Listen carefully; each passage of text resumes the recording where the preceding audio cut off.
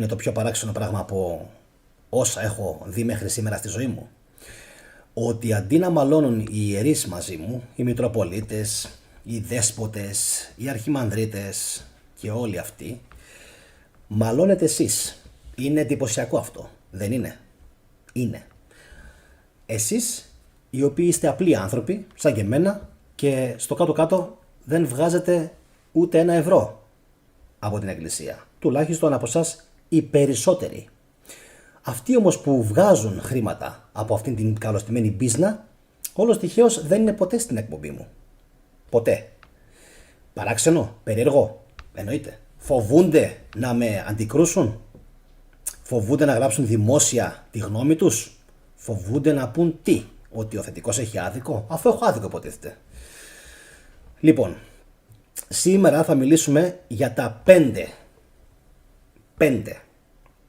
ερωτήματα, παύλα διαπιστώσεις, παρατηρήσεις που καίνε την Ανάσταση του Ιησού Χριστού. Είναι συνέχεια του βίντεο που ισοπεδώνει την Ανάσταση του Ιησού Χριστού. Φυσικά, όπως πάντα, θα έχουμε μαζί μας τον Αμπελέν, έναν άνθρωπο ο οποίος μου άνοιξε τα μάτια και έναν άνθρωπο τον οποίον πλέον τον διαβάζουν πάρα πολύ, ευτυχώς, στην Ελλάδα και έχουν καταλάβει ποια είναι η αξία του. Τις προηγούμενες ημέρες επίσης να σας πω ότι μιλήσαμε για την γέννηση του Ιησού Χριστού και πάρα πολλοί κόσμος έπαθε και σε αυτή την περίπτωση πολύ μεγάλο σοκ, καθώς δεν περίμεναν να υπάρχουν τόσες πολλές αντιφάσεις στα Ευαγγέλια και δει στην Καινή Διαθήκη. Επίσης δεν περίμεναν κάποιοι ότι δεν θα συμφωνούσαν με τίποτα μεταξύ τους οι ίδιοι οι πρώτοι πατέρες της Εκκλησίας. Προσέξτε, δεν συμφωνούν μεταξύ τους μόνο για τη γέννηση. Για τη γέννηση αναφέρομαι. Ούτε ο Ματθαίος με τους υπόλοιπους. Είναι να χτυπιέσαι, έτσι. Από εκεί και πέρα θα πρέπει ο καθένας να καθίσει και να σκεφτεί αν προκύπτει πρόβλημα ήδη από την γέννα του Ιησού, πού και πότε, 5 π.Χ., 5 μετά Χριστόν, 16-17 που λέει ο Ειρηναίος, ή οι φανταστικές ημερομηνίες που σκαρφίζεται ο Υπόλυτος. Λοιπόν, είναι πάρα πολλές. Σήμερα όμως θα διευρύνουμε έτσι λιγάκι παραπάνω τους ήδη υπάρχοντες ορίζοντες μας και θα το πάμε ένα βήμα παραπέρα και αύριο το βράδυ θα πούμε πώς στήθηκε το πλότ, πώς στήθηκε τελικά όλη η φάρσα της ψευτοανάστασης. Επαναλαμβάνω, αύριο το βράδυ στις 22:30 στο κανάλι αυτό, Παρασκευή 3 Μαΐου, θα μιλήσουμε για το πώς στήθηκε αυτή η καλωστημένη φάρσα, γιατί αυτό που πλέον έχω αναγνωρίσει είναι πως κάποιοι έχουν στήσει πολύ έξυπνα και έχουν γράψει πολύ έξυπνα κάποια πράγματα για να ξεγελάσουν τον κόσμο. Και αυτό που σας είπα και στην αρχή είναι ότι αυτοί οι άνθρωποι δεν μπαίνουν ποτέ στον κόπο να σχολιάσουν στις εκπομπές μου. Μπαίνει στον κόπο ο απλός ο πολίτης, σαν και εσάς που με παρακολουθείτε αυτή τη στιγμή, και μου κάνει πάρα πολύ μεγάλη εντύπωση. Λοιπόν, ξεκινάμε.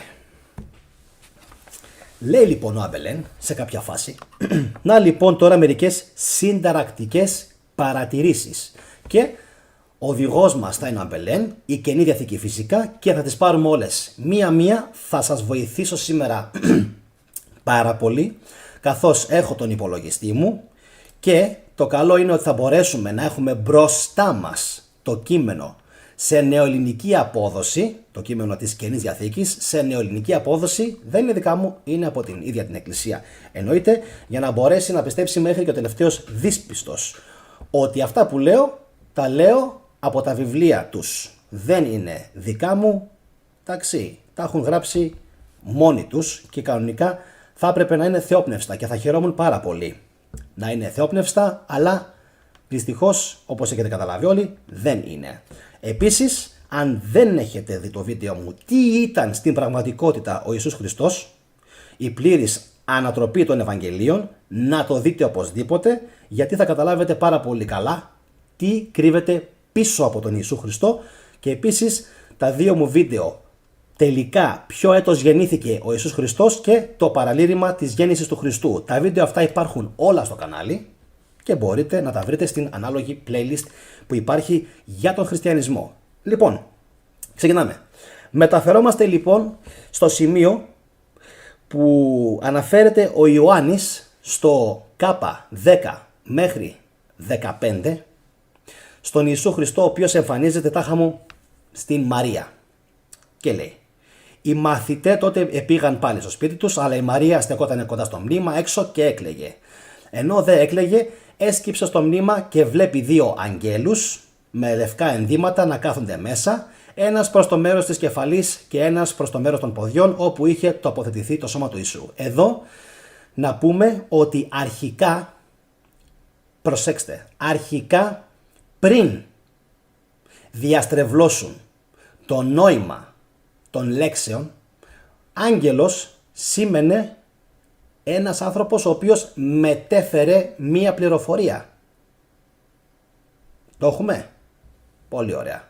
Όταν λοιπόν γράφει και βλέπει δύο αγγέλους, σημαίνει ουσιαστικά δύο αγγελιοφόρους, δύο ανθρώπους. Δεν σημαίνει αυτό που μεταγενέστερα μεταφράζεται ως τα δύο φτερωτά πλάσματα. Και τις λέγουν εκείνοι, αφού μιλάνε οι άγγελοι. Και είναι πραγματικά εντυπωσιακό ότι κανείς δεν έκατσε να το αναλύσει αυτό το πράγμα και να σκεφτεί και να πει: ρε εσύ, είναι δυνατόν οι άγγελοι να μιλάνε και οι άνθρωποι να ακούνε? Δεν γίνεται αυτό το πράγμα, δεν υπάρχει λογική. Όπως ακριβώς δεν υπάρχει λογική σε αυτό με τους αγγέλους, δεν υπάρχει λογική και στη σημερινή ερώτηση της δημοσκόπησης, αλλά ήθελα να δω πόσο κουτουρνίθια είναι μέχρι σήμερα ακόμα μερικοί Έλληνες. Πιστεύετε ότι μπορεί σήμερα να πεθάνει κάποιος και να αναστηθεί μετά από 3 μέρες? Απαντήστε μου όσοι θα δείτε αυτήν την εκπομπή ζωντανά. Η δημοσκόπηση θα διαρκέσει μέχρι και το τέλος της εκπομπής. Πιστεύετε? Ναι, φυσικά απαντάει μέχρι στιγμής το 19%, απόδειξη ότι υπάρχει μεγάλο πρόβλημα ακόμα στη χώρα μας, και όχι με τίποτα απαντάει το 81%, αλλά μην παίρνετε θάρρος από το 81%, καθώς αυτοί οι άνθρωποι που ψήφισαν μέχρι στιγμής είναι οι άνθρωποι που με παρακολουθούν πολύ συχνά, άρα είναι του καναλιού και ήδη έχουν σχηματίσει μόνοι τους μία άποψη σχετικά με το τι ακριβώς έχει παιχτεί. Συνεχίζουμε. Και τις λέγουν εκείνοι, οι άγγελοι: γιατί κλαις, γυναίκα? Αυτή απήντησε: διότι επήραν τον Κύριόν μου και δεν ξέρω πού τον έβαλαν. Εδώ υπάρχει ένα ερώτημα. Τι την ένιωξε πού τον έβαλαν? Τι την ένιωξε πού τον έβαλαν? Θα έκλαιγε και θα λάτρευε ένα πεθαμένο κορμί? Είναι απίστευτο αυτό. Δηλαδή από αυτό και μόνο καταλαβαίνει κάποιος ο οποίος έχει λογική ότι αυτή η γυναίκα πήγε και να κάνει τι? Να κλάψει το πτώμα ενός νεκρού? Φαντάζομαι η απάντηση είναι ξεκάθαρη, έτσι. Πρόκειται για άλλη μια φορά για φαντασία. Όταν είπε αυτά, έστρεψε προς τα πίσω και είδε να στέκεται εκεί ο Ιησούς, αλλά δεν κατάλαβε ότι ήταν αυτός. Ο Ιησούς της λέει: γυναίκα, γιατί κλαις? Ποιον ζητάς? Εκείνη, επειδή νόμισε ότι είναι ο κήπουρος, του λέγει: Κύριε, εάν σύ τον πήρες, πες μου πού τον έβαλες και εγώ θα τον σηκώσω. Ο Ιησούς της λέει: Μαρία. Εκείνη έστρεψε και του λέγει: Ραβουνί, το οποίο σημαίνει διδάσκαλε. Λέγει σε αυτήν ο Ιησούς: μη με εγγίζεις, θα τα αναλύσουμε όλα, διότι δεν ανέβηκα ακόμα στον πατέρα μου. Πήγαινε όμως εις τους αδελφούς μου και πες τους: ανεβαίνω προς τον πατέρα μου και πατέρα σας και Θεόν μου και Θεόν σας. Η Μαρία Μαγδαληνή επήγε και ανήγγειλε εις τους μαθητάς ότι είδε τον Κύριον και τι της είπε. Λοιπόν, πρώτον, πολύ σημαντικό, αν δεν έχετε δει το βίντεο μου για τα 11 ερωτηματικά που καίνε τη συνάντηση του Ιησού με τη Μαρία Μαγδαληνή, να το δείτε οπωσδήποτε. Αν δεν το έχετε δει, σημειώστε το να το δείτε στη συνέχεια. Τα 11 ερωτήματα που καίνε τη συνάντηση. Όπως σήμερα ακριβώς Θα κάψουμε και αυτό που λένε τάχα μου ότι ήταν η Ανάσταση του Ιησού Χριστού. Θα καταλάβετε όλοι στη συνέχεια.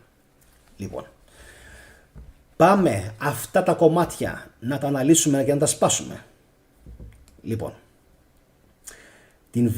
τον βλέπει λοιπόν τον Ιησού η Μαρία και λέει δεν κατάλαβε ότι ήταν αυτός. Και τον πέρασε τάχα μου για τον Κυπουρό. Υπάρχει εδώ ένα πολύ σημαντικό ζήτημα και ερώτημα. Φορούσε μάσκα ο Ιησούς ή όποιος έπαιζε τον Ιησού και δεν τον γνώρισε και τον πέρασε για τον Κυπουρό? Και όταν αναφερόμαστε στον Κυπουρό, ποιος είναι? Ο Ιωσήφ από την Αριμαθαία υποτίθεται. Αριμαθαία ή Αριμαθία. Θα δούμε στη συνέχεια τις διαπιστώσεις. Αλλά εδώ ήδη υπάρχει ένα πολύ σοβαρό ζήτημα, το οποίο κανείς δεν μπόρεσε μέχρι σήμερα να το απαντήσει και όλοι το μόνο που λένε είναι ότι τρόμαξε. Είναι ότι πανικοβλήθηκε, δεν πίστευε αυτό που έβλεπε. Μα εδώ του λέει η Μαρία ξεκάθαρα, Κύριε, εάν εσύ τον πήρες, πες μου πού τον έβαλες και εγώ θα τον σηκώσω. Εν τω μεταξύ αυτό το θα τον σηκώσω δεν το καταλαβαίνω πώς το εννοούνε οι Ευαγγελιστές, θα τον σηκώσω. Λοιπόν, αλλά είναι τόσο πασίφανες ότι εδώ η Μαρία έχει πάθει σοκ. Όχι απλά μόνο δεν τον αναγνωρίζει, τον περνάει για τον Κυπουρό και λέει κιόλας, εάν τον πήρες, εάν έχεις μετακινήσει το σώμα, πες μου πού το έβαλες και εγώ θα πάω να το σηκώσω. Δεν είναι απίστευτο μέχρι στιγμής αυτό εδώ το συμβάν? Πώς δεν είναι?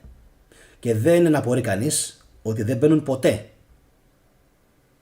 στα βίντεο μου να σχολιάσουν οι θεολόγοι και οι ιερείς, γιατί δεν έχουν απάντηση.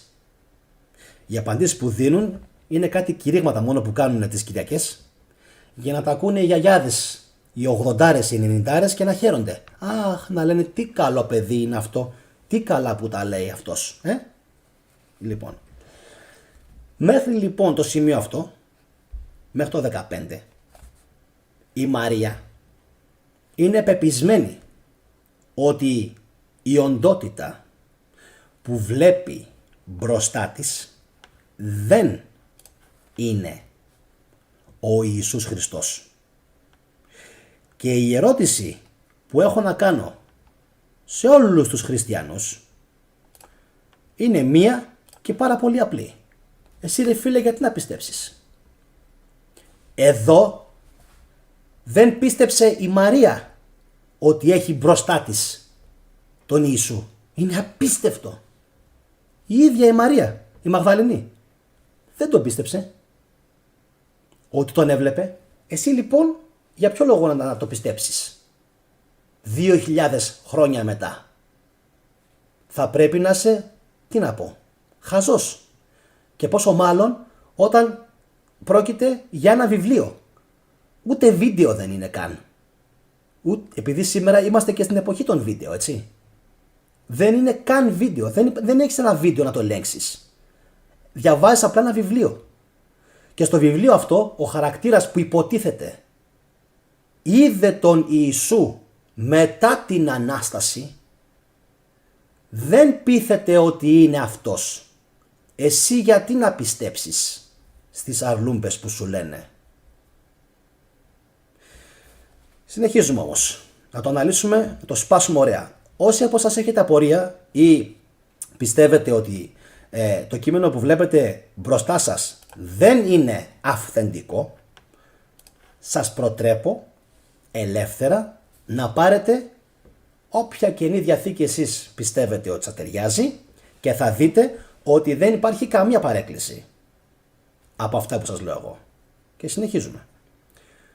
Της λέγει ο Ιησούς, Μαρία, εκείνη λοιπόν έστρεψε και του λέγει, Ραβουνί, δάσκαλε, λέγει σε αυτήν ο Ιησούς, μη με αγγίζεις, διότι δεν ανέβηκα ακόμα εις τον πατέρα μου. Όπα. Πάρα πολύ σημαντικό. ίσως το πιο σημαντικό εδάφιο που έχουν παραλείψει, με συγχωρείτε,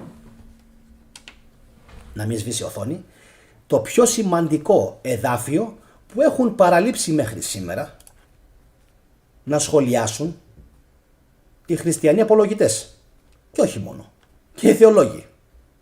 Διότι αυτήν τη στιγμή έχουμε μία υπόνοια ότι κάτι δεν πάει καθόλου μα καθόλου καλά με τον ίδιο τον Ιησού Χριστό. Τι εννοώ? Τι της λέει?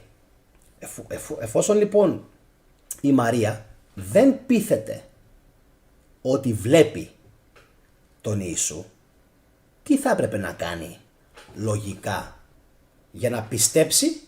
Να τον ακουμπήσει, να τον αγγίξει ή να πιάσει το πρόσωπό του και να δει μήπως και τυχόν κάτι παίζεται. Μήπως χρησιμοποιεί κάποιο εκμαγείο, μήπως έχει χρησιμοποιήσει κάποια μάσκα κάποιος και την ξεγελάει. Σωστά μέχρι εδώ? Ωραία. Τι της λέει όμως ο Ιησούς? Προσέξτε. Σύμφωνα με αυτά που μας έχουν πει. Γιατί εγώ πιστεύω ότι πρόκειται ή για φανταστικό πρόσωπο ή για δημιούργημα της Ρώμης, που αντέγραψε έναν χαρακτήρα που υπήρχε στο Ισραήλ και τον έκανε ό,τι ήθελε. Αλλά ακόμα και έτσι, πάλι ο θετικός, σαν γνήσιος ερευνητής, τους βάζει και πάλι τα δύο παπούτσια σε ένα. Γιατί ακόμα κι αν δεν πρόκειται για φανταστικό πρόσωπο και είναι αληθινό πρόσωπο, έτσι, γιατί πάντα λαμβάνουμε υπόψη μας αυτό που πιστεύουνε κάποιοι και όχι αυτό που είναι. Λοιπόν, δεν θέλει ο Ιησούς η Μαρία να τον ακουμπήσει. Πώς σας φαίνεται αυτό? Δεν σας φαίνεται λιγάκι ύποπτο? Μη με εγγίζεις, μη με πλησιάζεις ή μη με αγγίζεις. Γιατί στο αρχαίο κείμενο γράφει μη με ακουμπάς. Λοιπόν, ακόμα και έτσι να είναι όμως, μη με εγγίζεις ή μη με αγγίζεις ή μη με ακουμπάς, είναι πάρα πολύ κοντά στο να σκεφτούμε ότι κάτι δεν πάει καθόλου καλά. Και προσέξτε λίγο τι λέει. Διότι δεν ανέβηκα ακόμα στον πατέρα μου.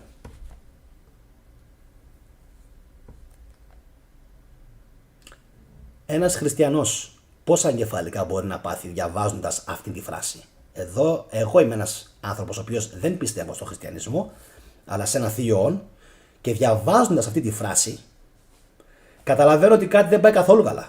Από την μία του λέει μη με αγγίζεις, της λέει μη με αγγίζεις, και από την άλλη της λέει διότι δεν ανέβηκα ακόμα στον πατέρα μου. Μα άμα ανέβεις στον πατέρα σου, δεν θα μπορέσει ποτέ να σε ακουμπήσει. Το έχουμε. Το έχουμε. Είναι γελία αυτή η φράση? Είναι παροδία? Είναι κοροϊδία? Είναι σκόμα? Δεν ξέρω αν οι σημερινοί Έλληνες έχουν και διαθέτουν την νοημοσύνη και το, αν θέλετε, τον ευτραπελισμό να καταλάβουν πως εδώ πέρα αυτός ο Ρωμαίος που γράφει το κείμενο αυτό μας δουλεύει, μας κοροϊδεύει, παίζει με την νοημοσύνη μας ξεγελάει. Δεν μπορούμε να το χαρακτηρίσουμε διαφορετικά. Είναι απίστευτο. Μη με αγγίζεις, διότι θα δεις ότι είμαι άνθρωπος, διότι δεν ανέβηκα ακόμα στον πατέρα μου. Όταν όμως θα ανέβω στον πατέρα μου, θα είναι αργά για να με ακουμπήσεις και να καταλάβεις ότι πρόκειται για φάρσα, για παροδία, για κοροϊδία, ότι σας δουλεύω όλους. Πώς θα μπορέσω εγώ, μαζί με κάποιους ακόμα, που θα το πούμε αύριο το βράδυ, εγγραφή οπωσδήποτε στο κανάλι, πώς θα μπορέσω εγώ να αποδείξω ότι αναστήθηκα αν ακουμπήσεις και πας και λες όλο τον κόσμο ότι ρε εσύ αυτός είχε σάρκα και οστά? Βαστάτε γερά. Θα το δούμε στη συνέχεια το πόσο πολύ μας δουλεύουν αυτοί που έγραψαν τα Ευαγγέλια. Λοιπόν, πήγαινε όμως εις τους αδελφούς μου και πες τους, ανεβαίνω προς τον πατέρα μου και πατέρα σας και Θεόν μου και Θεόν σας. Πάλι μας δουλεύουνε. Πάλι μας δουλεύουν. Δηλαδή, τώρα θα ξεκινήσει να πηγαίνει. Μέχρι τώρα δεν πήγε. Πάει η Μαρία να τον ακουμπήσει, της λέει «Οπ, μη μου άπτου, μ' ακουμπάς, μη με αγγίζεις, με πλησιάζεις. Ακόμα δεν έχω φτάσει στη θέωση. Ακόμα δεν έχω γίνει Θεός. Δεν πήγα στον πατέρα μου». Και της λέει «Θα πας και να πεις όμως στους υπόλοιπους ότι ο Ιησούς ανεβαίνει στον πατέρα του και πατέρα σας και Θεό σας και Θεό του». Απίστευτο. Δηλαδή, πόση κοροϊδία πιστεύετε ότι μπορεί πια να αντέξει ένας ανθρώπινος εγκέφαλος για να μπορέσει να αφυπνιστεί και για να καταλάβει ότι ρε εσύ, αυτοί εδώ τώρα έχουν στήσει ένα τέτοιο πανέμορφο παιχνίδι και μας δουλεύουν. Και τι γράφει στο 18, η Μαρία Μαγδαληνή επήγε και ανήγγειλε εις τους μαθητάς ότι είδε τον Κύριον και τι της είπε. Προσέξτε. Δεν μας λένε όμως ότι η Μαρία πίστεψε στην Ανάσταση του Ιησού Χριστού. Αυτά είναι κενάκια, μικρά κενάκια, τα οποία τι κάνουν οι Ρωμαίοι? Σου λέει, αν είσαι έξυπνος θα καταλάβεις τη φάρσα, στα αφήνουμε, πρόκειται για γρίφους. Όσοι δεν έχετε παρακολουθήσει ακόμα θετική ντοπαμίνη, θα πρέπει να καταλάβετε ότι αυτοί οι άνθρωποι που έγραψαν την Καινή Διαθήκη ήταν και ελληνομαθείς και εβραιομαθείς και πανέξυπνοι και IQ είχαν και ήξεραν να μας δουλεύουν και ήξεραν επίσης να μιλάνε χωρίς να μιλάνε και να λένε χωρίς να λένε. Για ποιο λόγο πιστεύετε ότι τα λέω όλα αυτά? Για ποιο λόγο πιστεύετε? Διότι στο σημείο αυτό, στο 18, θα μπορούσαν κάλλιστα να μας ενημερώσουν ότι η Μαρία Μαγδαληνή επίστεψε, έτσι, τον είδε μπροστά στον Κύριο και ούτω καθεξής. Τι μας λένε όμως? Ψυχρότητα. Η Μαρία Μαγδαληνή επήγε και ανήγγειλε, λες και είχε πάθει υπνοτισμό, εις τους μαθητάς ότι είδε τον Κύριον και τι της είπε. Πιστεύετε ότι μπορεί να έπεσε η Μαρία Μαγδαληνή θύμα υπνοτισμού? Αυτό είναι ένα σημείο το οποίο δεν το έχει μελετήσει κανένας μέχρι σήμερα πριν από εμένα. Κανένας. Μπορεί λοιπόν να έπεσε η Μαρία η Μαγδαληνή θύμα τσαρλατανισμού, κοροϊδίας και υπνοτισμού? Εννοείται. Φυσικά και εννοείται. Και εδώ τίθεται ακόμα ένα ερώτημα. Ακόμα ένα ερώτημα, το οποίο είναι πάρα πολύ βασικό. Τον διάλογο αυτόν εδώ, ανάμεσα στον Ιησού και τη Μαρία, ποιος τον έχει γράψει? Απαντήστε μου στα σχόλια, κοινοποιήστε την εκπομπή. Απαντήστε μου στα σχόλια, κοινοποιήστε την εκπομπή, να βουλώσουν πολλά στόματα και να ανοίξουν πολλά μάτια και να φωτιστούν πολλοί εγκέφαλοι. Ποιος λοιπόν? Ρωτάω κάτι πάρα πολύ απλό. Ποιος ήταν αυτός ο οποίος κατέγραψε την συζήτηση ανάμεσα στη Μαρία και τον Ιησού? Ποιος ήταν εκεί και τα άκουσε όλα αυτά? Ποιος ήταν ο αυτίκοος μάρτυρας και ο αυτόπτης μάρτυρας αυτών των γεγονότων? Αυτοί που μετά τα διηγήθηκαν, έτσι μας λένε, διότι τα Ευαγγέλια ναι μεν λένε κάποιοι ότι γράφτηκαν το 90 έως το 110 μετά Χριστόν, αλλά δεν υπάρχει κανένα νεότερο, κανένα, από τον 4ο με 5ο αιώνα μετά Χριστόν. Ουσιαστικά, επαναλαμβάνω, μπορεί να έκοψαν, να έραψαν και να έγραψαν αργότερα κάποιοι ό,τι γούσταραν, ό,τι ήθελαν. Είμαστε ok μέχρι εδώ? Συνεχίζουμε με την πρώτη παρατήρηση λοιπόν του Αμπελέν, που λέει ότι μετά την υποτιθέμενη Ανάσταση του Ιησού η Μαρία Μαγδαληνή δεν τον αναγνωρίζει. Αυτό είναι το δικό του συμπέρασμα. Νομίζει ότι είναι ο Κυπουρός και τότε αυτός εξαφανίζεται γιατί φοβάται κάποιον κίνδυνο, πράγμα περίεργο για ένα εξαηλωμένο πνεύμα. Διότι σύμφωνα τουλάχιστον με τα όσα μας έχουν μεταφέρει μέχρι σήμερα, έτσι, υποτίθεται πως εξαελώθηκε. Και στη συνέχεια τρώει και πίνει. Όπως στις ταινίες που κάποιος πάει να φάει, αν έχετε δει τους πειρατές της Καραϊβικής, που άλλος πάει να φάει και του βγαίνουν από τα πλάγια και από αριστερά και δεξιά, πρόκειται για παροδία, έτσι. Ξεκάθαρα πράγματα. Μας δουλεύουνε. Λοιπόν, αυτό ήταν το πρώτο ερώτημα, παύλα παρατήρηση, και θα προχωρήσω στο δεύτερο, κάνοντας υπενθύμηση οπωσδήποτε να κάνετε like και κοινοποίηση αυτής της εκπομπής, να δούμε τι θα απαντήσουν οι φίλοι σας. Να δούμε. Δεύτερη παρατήρηση, και θα φύγει μέχρι στιγμής ο Ιωάννης και θα συνεχίσουμε με, εδώ είμαστε, κατά Λουκάν. Ούτε οι προσκυνητές της Εμαούς τον αναγνωρίζουν. Και μόνον το βράδυ, λέει ο Αμπελέν, όταν επαναλαμβάνει τις κινήσεις και τα λόγια του μυστικού δείπνου, κάποιο τρίκ ήταν αυτό μάλλον για να αναγνωρίζουν μεταξύ τους κάποιοι, ίσως οι essay, καταλαβαίνουν ότι πρόκειται για τον Χριστό. Όταν λοιπόν έκανε διάφορες κινήσεις και λόγια, που σημαίνει τι? Ότι οι essay, το ξέρουμε αυτό, ο δάσκαλος της δικαιοσύνης και όχι μόνο, είχαν συγκεκριμένα τυπικά που εφάρμοζαν. Είμαστε ok? Ωραία. Αυτά λοιπόν τα τυπικά είναι αυτά που φαίνονται εδώ. Εντάξει, για όσους λένε ότι δεν είναι ο χριστιανισμός από τους εσέους. Έχω κάνει βίντεο και γι' αυτό. Η πραγματική προέλευση του χριστιανισμού. Σημειώστε το και δείτε το όταν θα έχετε χρόνο.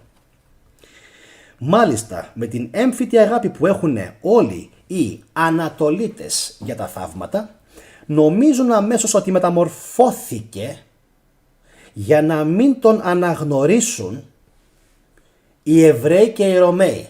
Εν τω μεταξύ απόδειξη, οι Εβραίοι δεν τον σταύρωσαν. Τελικά αποδεικνύεται ότι έχουν δίκαιο χωρίς να το ξέρουν.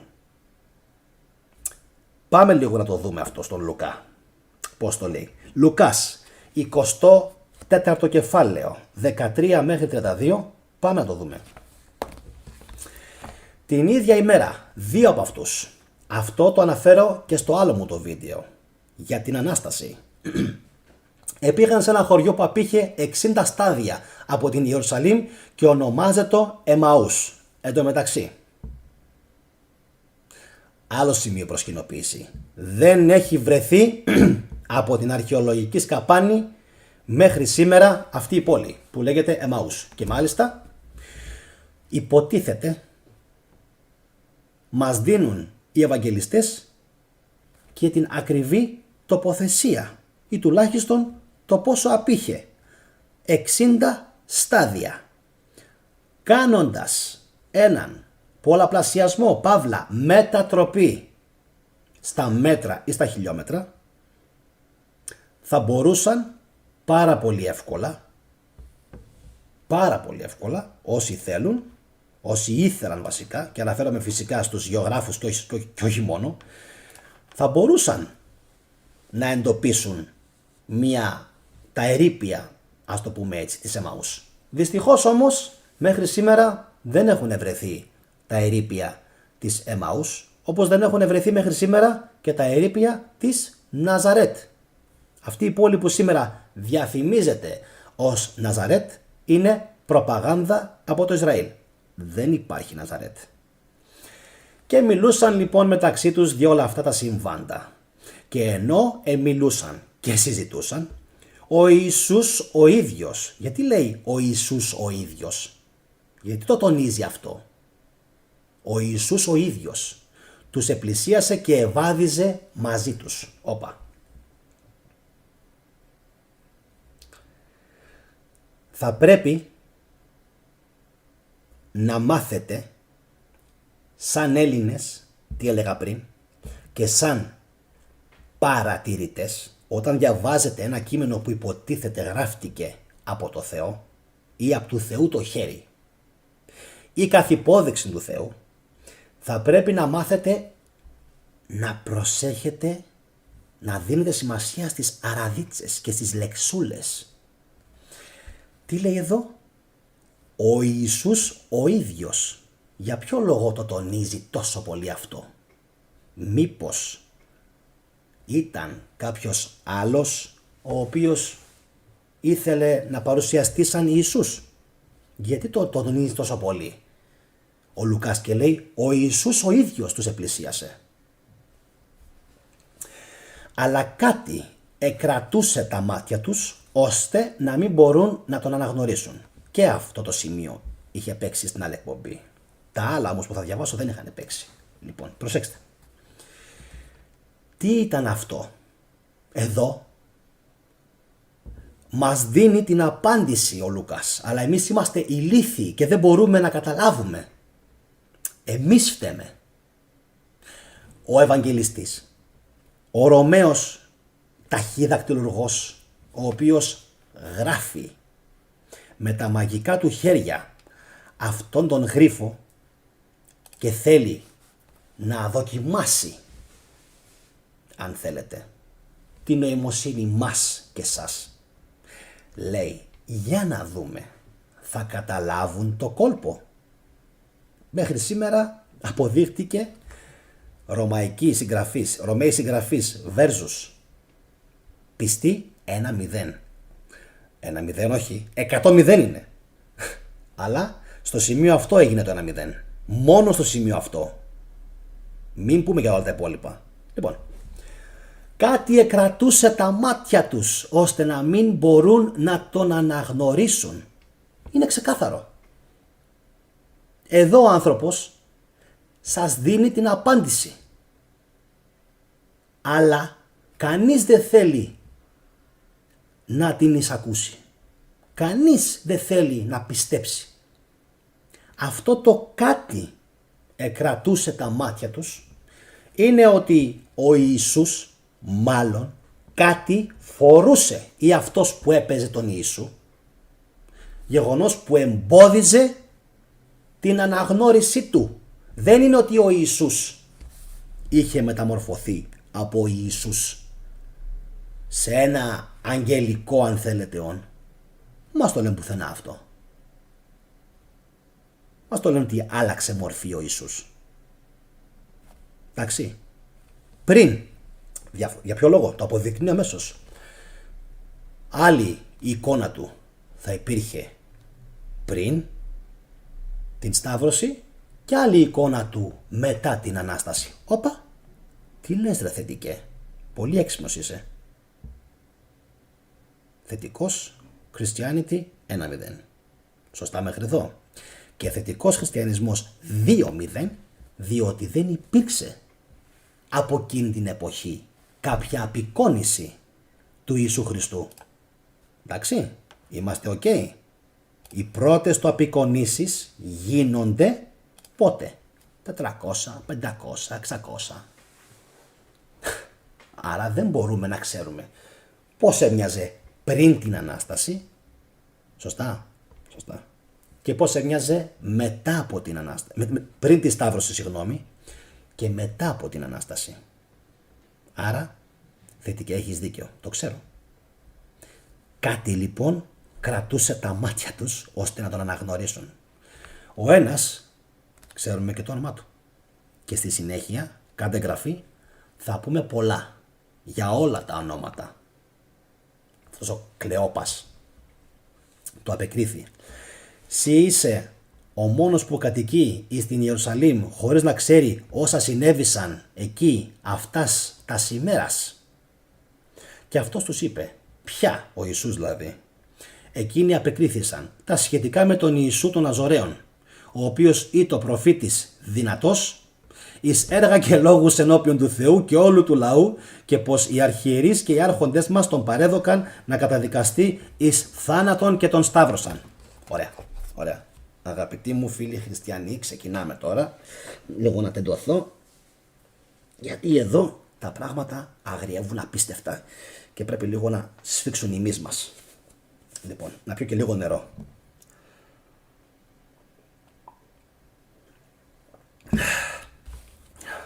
Πω. Κάντε εγγραφή. Like οπωσδήποτε, γιατί αυτό που θα πω τώρα αξίζουν σε χρυσάφι τα μάτια σας. Σε χρυσάφι. Πάμε. Ωραία. Πρώτον, ποιος καταγράφει αυτά τα λόγια που του είπε ο ένας, ο Κλεόπας και ο άλλος? Ποιος ακούει τον διάλογο? Απαντήστε μου. Να δω λίγο και πόσοι έχουν μπει μέχρι στιγμής και έχουν ψηφίσει. Λοιπόν, πριν συνεχίσω, πιστεύετε ότι μπορεί σήμερα να πεθάνει κάποιος και να αναστηθεί μετά από 3 μέρες, αφού δηλαδή έχει πάθει σύψη το σώμα του, έτσι? Το 18% απαντάει ναι, φυσικά. Και να σας δω, όχι με τίποτα απαντάει το 82%. Να είστε καλά. Πιστεύω ότι ακόμα υπάρχουν λογικοί και έξυπνοι άνθρωποι σε αυτή τη χώρα. Ευτυχώς υπάρχουν ακόμα. Αν και ακόμα και αυτοί που με πιστεύουν τρέχουν ακόμα στις εκκλησίες με τις γυναικούλες τους. Τρέχουν εκεί. Υπό. Τέλος πάντων. Δεν το σχολιάζω το τελευταίο, το υπό. Μην είστε υπό. Ούτε οι άντρες ούτε οι γυναίκες. Άντε οι γυναίκες λίγο σας πάει. Λίγο όμως. Λίγο. 10% όσο πρέπει για να πηγαίνει καλά η σχέση. Λοιπόν. Πάμε να το δούμε το εδάφιο αυτό. Γιατί αυτό εδώ το σημείο είναι για μένα χρυσάφι. Χρυσάφι. Γιατί? Πρώτον, ποιος καταγράφει τον διάλογο? Δηλαδή υπάρχει κάποιος εκεί με σημειωματάριο και καταγράφει πως του λέει ο ένας τα σχετικά με τον Ιησούν των Ναζωραίων. Εν τω μεταξύ, εδώ μιλάμε για την απολογία της απολογίας. Δηλαδή, τι κάνουν τώρα εδώ, αγαπητοί μου τηλεθεάτες? Προσπαθούν να δώσουν ύλη και σώμα και ιστορία σε κάποιον που δεν υπήρξε ποτέ. Τον δημιουργούνε. Εδώ γίνεται ουσιαστικά η αλχημική δημιουργία του Ιησού. Γιατί? Γιατί λογοτεχνικά, και αν διαβάσετε τους πιο προχωρημένους συγγραφείς που διαβάζω εγώ σήμερα από την Αμερική, θα καταλάβετε πως αυτό εδώ που κάνει τώρα ο Λουκάς δίνει έμφαση και ιστορικότητα σε κάτι που δεν υπάρχει. Τι είπες τώρα ρε Γιάννη? Ωραία. Θα σας το πω άλλη μια φορά. Επειδή τάχα μου μας βάζει να ακούσουμε τα λόγια που του λέει ο ένας από τους δύο στον δρόμο για την Εμαούς, μας κάνει να το πιστέψουμε ότι του μιλάνε κιόλας. Και προσέξτε τι λέει. Κάνει προπαγάνδα εδώ υπέρ του Ιησού. Ο ένας από τους δύο κάνει προπαγάνδα. Άθελά του? Όχι φυσικά. Τι λέει?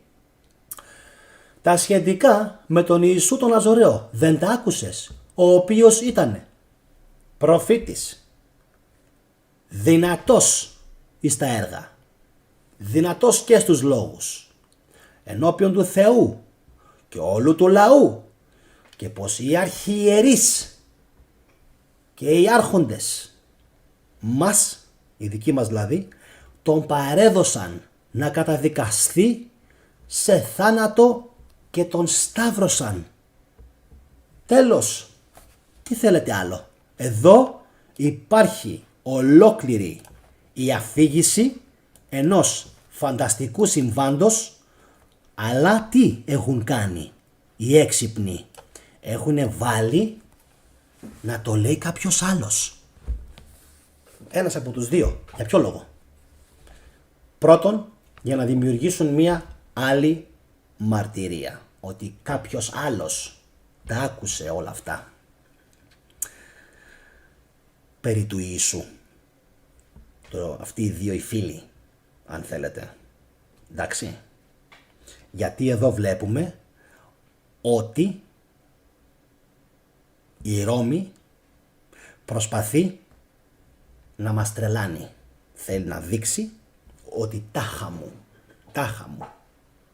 Οι Εβραίοι τον παρέδωσαν στον θάνατο και τον εσταύρωσαν. Που την εποχή εκείνη, να ξέρετε, οι Εβραίοι δεν παρέδωσαν ούτε έναν δικό τους. Πόσο μάλλον θα παρέδιδαν έναν τέτοιον. Ωραία μέχρι εδώ. Πόσο βολικό, που τα λέει όλα για τον Ιησού αυτός. Εμείς δε ελπίζαμε ότι αυτός είναι που μέλει να λυτρώσει τον Ισραήλ. Τι έχουμε εδώ? Πώς λέγεται αυτό το πράγμα? Μεσιανισμός. Και σαν να μην είτο αυτό αρκετόν, μεσιανισμός τι? Στρατιωτικός και πολιτικός. Βλέπε σήμερα Μπέντζαμιν Νετανιάχου.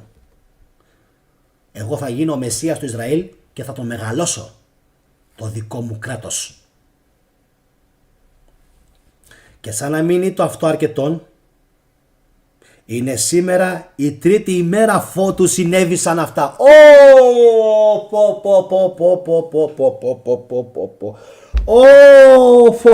Χτυπιέμαι, ο θετικός χτυπιέται. Το ξέρω ότι θα με δείχνετε αύριο μεθαύριο. Ο θετικός χτυπιέται. Γιατί χτυπιέται πιστεύετε ο θετικός? Ρε φίλε, πόσο βόδια είμαστε. Πόσο βόδια είμαστε. Πόσο βόδια είμαστε. Απαντήστε μου σε αυτήν την ερώτηση. Προσέξτε. Τι λόγο έχει ένας άνθρωπος στο άσχετο να πει και σαν να μην έφτανε όλο αυτό, σήμερα είναι η τρίτη μέρα αφότου συνέβησαν όλα αυτά, αλλά εγώ, ο αθώος ο μαλάκας που πηγαίνω για την Εμαούς, ο αθώος ο μαλάκας εγώ, θέλω έτσι απλά να το αναφέρω ότι σήμερα όλος τυχαίως είναι η τρίτη μέρα. Το έχετε καταλάβει? Μπαίνει στο μυαλό σας ή δεν μπαίνει? Μας δουλεύουν. Είναι σαν να παίρνει το μικρόφωνο ουσιαστικά ότι πας αυτός από τον θετικό τώρα, σαν να το παίρνει και να λέει σαν τελάλης. Είναι σήμερα η τρίτη μέρα αφότου συνέβησαν όλα αυτά, αλλά οι μαλάκες οι Έλληνες δεν καταλαβαίνουν ότι όλα αυτά που διαβάζουν τώρα είναι παραμύθια της χαλιμάς και ότι δεν έχουν γίνει ποτέ μα τον αιώνα τον άπαντα αυτές οι κουβέντες. Απλά πρέπει να τις πάρουμε εμείς σαν αληθινές. Είναι, άμα το σκεφτεί κανείς αυτό το πράγμα, αυτοί δεν είναι διάλογοι. Αυτοί δεν είναι διάλογοι.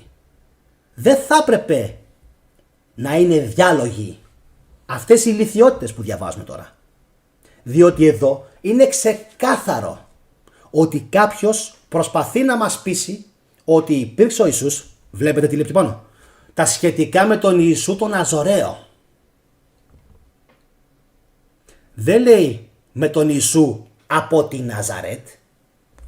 Εκεί μούγκα στη στρούγκα. Γιατί ξέρουνε τον Ιησού τον Ναζωραίο. Λοιπόν, προφήτης, δυνατός στα έργα, όλα αυτά τον δημιουργούν. Βοηθάνε αυτοί οι ηθοποιοί, αυτοί είναι τώρα κομπάρσοι. Το έχουμε. Αυτοί οι τύποι τώρα εδώ πέρα που μιλάνε είναι κομπάρσοι. Και τι κάνουν οι κομπάρσοι? Παίζουν έναν ρόλο. Και ποιος είναι αυτός ο ρόλος που έχουν οι κομπάρσοι?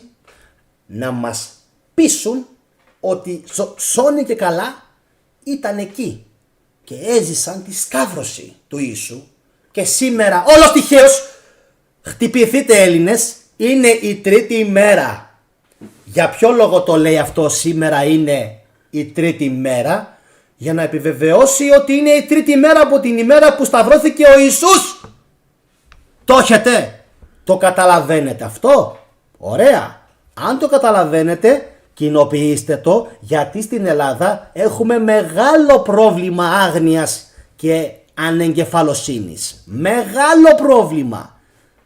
Εντάξει, μέχρι εδώ δεν υπάρχει αυτό το εδάφιο. Αν κάποιος καθίσει και το πετσοκόψει όπως εγώ, κομμάτια, θα δείτε τι? Ότι μας δουλεύουν. Επιβεβαιώνει δηλαδή ότι είναι η τρίτη μέρα αφού του συνέβησαν όλα αυτά. Για να μπορέσει το κοινό να πιστέψει ότι κοίτα να δεις, μέχρι και οι δύο άγνωστοι που πήγαιναν προς την Εμαούς, όλος τυχαίως ήξεραν για τον Ιησού και φυσικά ήξεραν ότι είναι η τρίτη μέρα αφού του έχουν συμβεί όλα αυτά. Άρε κοίτα να δεις σύμπτωση, τι σύμπτωση. Άτε ρε. Και συνεχίζουμε. Και μερικές γυναίκες από τον κύκλον μας εξέπληξαν. Γιατί? Επήγαν πολύ πρωί εις το μνήμα, αλλά δεν ευρήκαν το σώμα του, και όταν επέστρεψαν, τώρα δεν το έχουν αλλάξει. Γιατί πριν δεν έλεγε για οπτασία αγγέλων, έλεγε αγγέλους. Εδώ το έχουν αλλάξει. Και τι λένε? Και όταν επέστρεψαν, εντάξει, λέει μερικές γυναίκες. Γι' αυτό λέω στους χριστιανούς ότι οι περισσότεροι από αυτούς δεν διαβάζουν ανάμεσα στις λέξεις και τα νοήματα. Γιατί λέει μερικές γυναίκες? Γιατί δεν τις ονοματίζει? Πιο πάνω ανέφερε τον Κλεόπα. Ο άλλος πώς λεγότανε? Εν τω μεταξύ, που ήταν μαζί με τον Κλεόπα. Γιατί δεν αναφέρεται το άλλο το όνομα? Συνεχίζουμε. Μερικές γυναίκες. Και όταν επέστρεψαν έλεγαν ότι είδαν και οπτασίαν αγγέλων. Όλες μαζί πάθαν παραλήρημα. Όλες μαζί σάλτεραν και τρελάθηκαν. Όλες μαζί πάθανε τέτοιο ψυχεδελικά. Για να συνεχίσουμε. Να φύγει αυτό. Λοιπόν.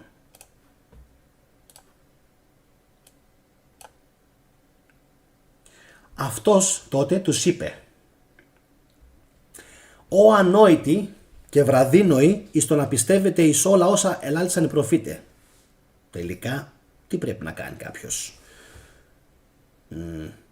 Να πιστεύει ή να μην πιστεύει? Πείτε μας και εμάς να ξέρουμε. Λοιπόν, δεν έπρεπε ο Χριστός να πάθει όλα αυτά και να εισέλθει εις την δόξαν του? Ωραία. Χάπια. Τα έχετε έτοιμα? Τι φαίνεται πάλι εδώ? Τι φαίνεται πάλι εδώ? Προσπαθούν να απολογηθούν. Να δείξουν ότι έπρεπε να τα πάθει όλα αυτά. Έπρεπε ο Θεός, ο οποίος είναι ένας μαζοχιστής, βασικά, ναι, κάνει BDSM, του αρέσει να ταλαιπωρεί και να βασανίζει τον γιο του. Έτσι. Τον έστειλε στην γη το γιο του. Είναι απίστευτο αυτό το πράγμα. Για να μπορέσουν οι άνθρωποι, ναι, έτσι όπως φαίνεται είναι σαδιστής ο Θεός και μαζοχιστής ο γιος του. Τον έστειλε στη γη να τον βασανίσουν οι κακοί οι άνθρωποι. Ποιος ο λόγος? Ποιο το σκεπτικό του? Εντάξει, μέχρι εδώ. Άλλος τρόπος δεν υπήρχε. Κανένας. Και αν απορείτε ότι αυτά σας τα λέει πρώτη φορά ο θετικός, μην απορείτε. Τα έλεγαν και οι αρχαίοι Έλληνες, ότι όλα αυτά που διάβαζαν σε αυτά εδώ τα βιβλία, γιατί για βιβλία πρόκειται, λοιπόν, τους φαίνονταν πάρα πολύ παράξενα. Ύστερα άρχισε από τον Μωυσήν και όλους τους προφήτες και τους ερμήνευσε όσα αναφέρονται για αυτόν εις όλα σας γραφάς. Πουθενά δεν αναφέρεται τίποτα. Δεν αναφέρεται σε καμία, να μην πω τη λέξη, γραφή, από γάμα ξεκινάει, φαντάζομαι καταλάβατε όλοι ποια είναι, σε καμία γραφή Ιησούς Χριστός. Σε καμία γραφή στην Παλαιά Διαθήκη δεν υπάρχει αυτό το πράγμα, ότι θα έρθει κάποιος Ιησούλης, Ιησούς Χριστός κιόλας θα λέγεται, ο οποίος θα κάνει όλα αυτά. Οπότε ποιες ακριβές, εδώ ας πούμε, ποιες ακριβώς γραφές τους ερμήνευσε ο Ιησούς και γιατί δεν τις αναφέρει.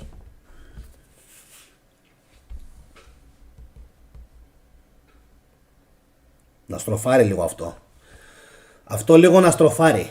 Να μην κοιμάται. Άρχισε από τον Μωυσή και όλους τους προφήτες, ερμήνευσε όσα αναφέρονται γι' αυτόν εις όλα σας γραφάς. Σε ποιες γραφές? Γιατί δεν μας αναφέρεις ένα εδάφιο, να δούμε αν είναι έτσι. Αφήστε τα γαϊδουράκια, Γαϊδουράκια τα καβαλάω και μπαίνω μέσα στα Ιεροσόλυμα, αυτά είναι για καθυστερημένους. Και συνεχίζουμε. Και πλησίασαν στο χωριό στο οποίο πήγαιναν, αυτός δεν προσποιήθηκε ότι πηγαίνει μακρύτερα. Αλλά τον επίεζαν και του έλεγαν, μείνε μαζί μας, διότι πλησιάζει η εσπέρα και η ημέρα είναι σχεδόν στο τέλος. Και μπήκε για να μείνει μαζί τους. Δηλαδή, εδώ τώρα τα πράγματα γίνονται πολύ σκούρα για τους χριστιανούς. Συγγνώμη φίλοι μου χριστιανοί. Μπαίνει μέσα σε σπίτι ο Ιησούλης. Μπαίνει μέσα σε σπίτι. Τι σημαίνει αυτό? Ότι έχει σαρκικό σώμα. Δεν φαίνεται εδώ, στο σημείο αυτό, να υπάρχει καμία Ανάσταση μέχρι στιγμής. Είναι φυσιολογικότατος. Δεν με πιστεύετε? Συνεχίζουμε. Κάθισε εις το τραπέζι μαζί τους, πήρε το ψωμί, το ευλόγησε και αφού το έκοψε τους το έδωσε. Τι λες ρε θετικέ? Είναι δυνατόν, εφόσον αναστήθηκε, πέθανε και αναστήθηκε και μεταμορφώθηκε σε κάτι άλλο υποτίθεται. Αγαπητοί μου θεολόγοι και παπάδες μου και ιερείς μου, ξέρω ότι ξέρετε ότι έχω δίκιο και με αγαπάτε πολύ από εσάς. Είμαι σίγουρος. Δεν χρειάζομαι απόδειξη. Είμαι σίγουρος ότι το 95% των ιερωμένων με λατρεύει. Και επειδή είμαι όμορφος. Δείτε εδώ. Δεν υπάρχει. Να λέμε τώρα. Να είναι καλά η μάνα μου. Να είναι καλά οι πρόγονοι μας οι Έλληνες. Πρώτον αυτό. Και δεύτερον με λατρεύουν επειδή έχω δίκιο. Και φαντάζομαι ότι ο λόγος που δεν σχολιάζουν ποτέ στα βίντεο μου είναι επειδή κρυφά είναι η πιο φανατική μου. Το πιστεύω αυτό. Είναι το πιο φανατικό μου κοινό. Διαφορετικά είμαι σίγουρος ότι όλο και κάποιος από αυτούς, εντάξει, θα νιώθε μια στεναχώρια και θα έλεγε ρε εσύ, δεν μπορώ άλλο, πρέπει να σχολιάσω. Έτσι το έχουμε. Δεν μπορώ άλλο να τον ακούω αυτόν τον άνθρωπο. Κάτι θα σχολιάσω, θα πω κάτι. Δυστυχώς όμως δεν σχολιάζει κανείς τίποτα από αυτούς όλους. Ίσως επειδή ξέρουν ότι έχω δίκιο. Κάθεσαι λοιπόν στο τραπέζι μαζί τους, όπως κάθομαι εγώ τώρα, και παίρνω το βιβλίο στα χέρια μου. Αυτός τι έκανε? Δεν πήρε το βιβλίο, παίρνω εγώ το νερό. Αυτός πήρε το ψωμί με το υλικό του σώμα κανονικά, το ευλόγησε και αφού το έκοψε, τους το έδωσε. Το έκοψε κιόλας.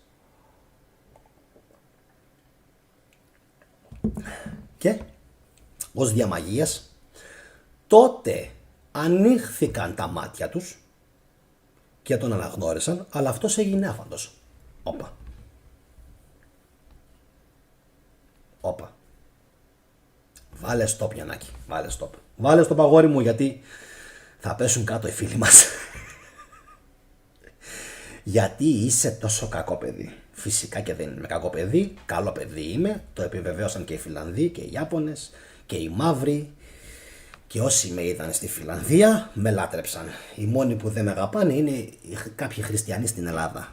Για τους δικούς τους ψυχολογικούς λόγους. Λοιπόν, ανοίχτηκαν ξαφνικά τα μάτια τους, λέει. Και τον αναγνώρισαν. Αλλά αυτός έγινε άφαντος. Ξέρετε γιατί γελάω? Μπορείτε να καταλάβετε γιατί γελάω? Όχι επειδή είμαι μαλάκας. Σίγουρα δεν είναι αυτό. Είμαι και γαμώ τα παιδιά. Λοιπόν, ξέρετε όμως γιατί γελάω?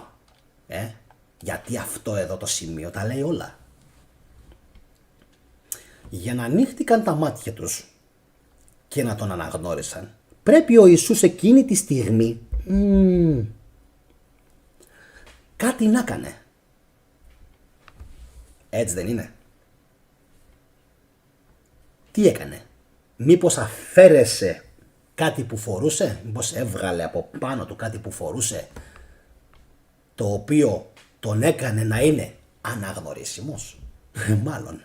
Και τελικά, αφού το έβγαλε, γιατί τόση ώρα δεν τον αναγνώριζαν, και αφού λοιπόν το έβγαλε, έγινε άφαντος ξαφνικά. Λούις. Αυτό το εδάφιο το μεταξύ είναι πάρα πολύ αστείο. Και πάρα πολλοί από εσάς δεν έχετε καταλάβει ότι και στα κείμενα τα απόκριφα ο Ιησούς πολλές φορές είναι πολύ αστείος και πολλές φορές γελάει πάρα πολύ. Αυτά τα Ευαγγέλια τον έκαναν να φαίνεται έτσι κρύος και απόκοσμος, όπως μας τον έχουν μάθει. Δεν ήταν έτσι όμως. Δεν ήταν έτσι. Αυτό να το ξέρετε.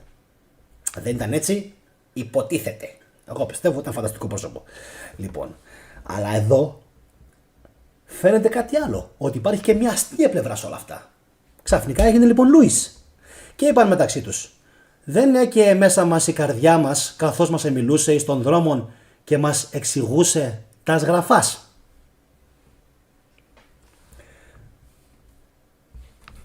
Πάλι δεν μας το λένε. Ρε εσείς, ποιας γραφάς? Ποιας γραφάς? Πάλι εδώ προσπαθεί ο Ρωμαίος να μας πείσει ότι ο Ιησούς, για κάποιον λόγο που δεν μας τον αναφέρει, γιατί δεν αναφέρουν τις γραφές. Ρε θετικέ, πώς τέλειος είσαι, να είστε καλά, το ξέρω. Για κάποιον λόγο που δεν μας τον αναφέρουνε, τους εντυπωσίασε. Μας λένε όμως πώς τους εντυπωσίασε, τι τους είπε. Το αφήνουνε και αυτό κενό. Εντάξει, εγώ δεν λέω και τις παραβολές και τις ιστορίες και όλα αυτά να τις διαβάζετε, καλές είναι. Καλά παραμύθια είναι και καλές συμβουλές δίνουν. Αλλά είναι αυτό, fairy tales. Γιατί αν κάποιοι λένε ότι ήταν fairy tales οι αρχαίοι Έλληνες ειδωλάτρες και ότι αυτά που λέγανε όλα ήταν παραμύθια, αυτά τι είναι? Αυτά τι είναι? Αυτά κι αν είναι. Είναι λες και τα αρχαία fairy tales, εντάξει, που δεν ήταν fairy tales, πήρανε μετά αυτοί και έγιναν συνεχιστές οι χριστιανοί και σου λέει ας το συνεχίσουμε και εμείς το παραμύθι, γιατί βλέπω ότι το πιστεύουνε. Εντάξει. Παρόλο που, επαναλαμβάνω, οι αρχαίοι Έλληνες πιστεύανε σε εντελώς άλλα πράγματα από τους χριστιανούς. Εντάξει. Λοιπόν, και σηκώθηκαν αμέσως και επέστρεψαν στην Ιερουσαλήμ και βρήκαν τους 11. Πρέπει να μας το κάνει σαφές αυτό ο πονηρός ο συντάκτης. Τους 11 βρήκαν. Τους 11.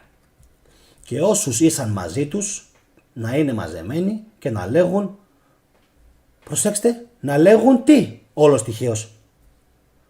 Μαντέψτε, επιβεβαίωση ότι αληθώς ο Κύριος αναστήθηκε και εμφανίστηκε εις τον Σίμωνα.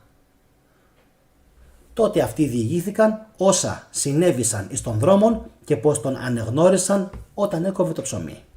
Λοιπόν, πόσο Από το 1 μέχρι το 10.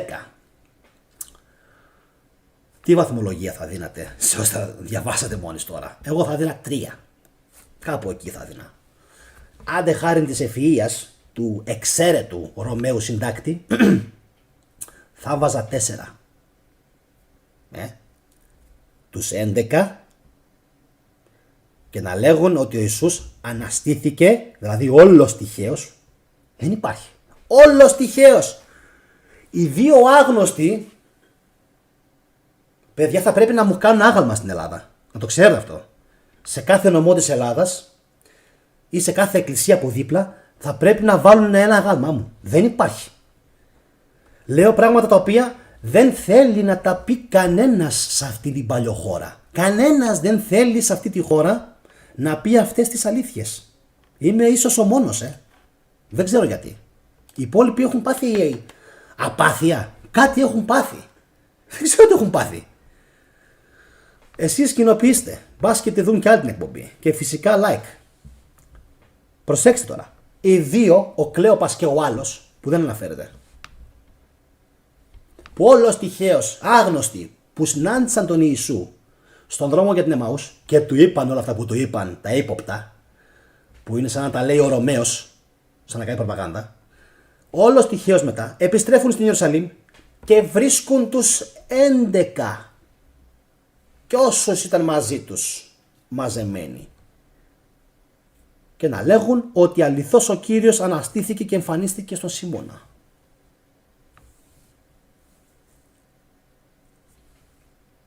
Απίστευτο.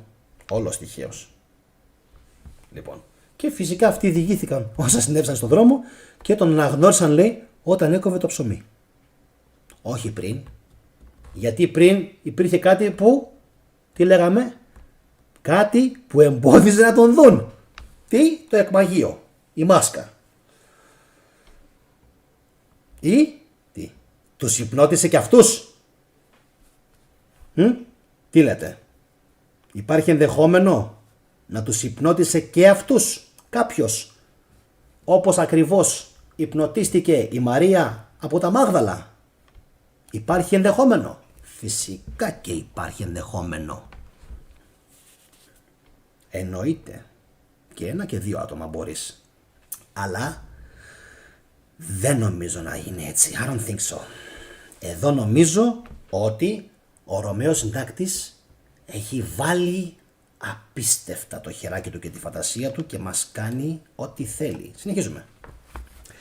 Πάμε στο τρίτο σημείο. Πάμε.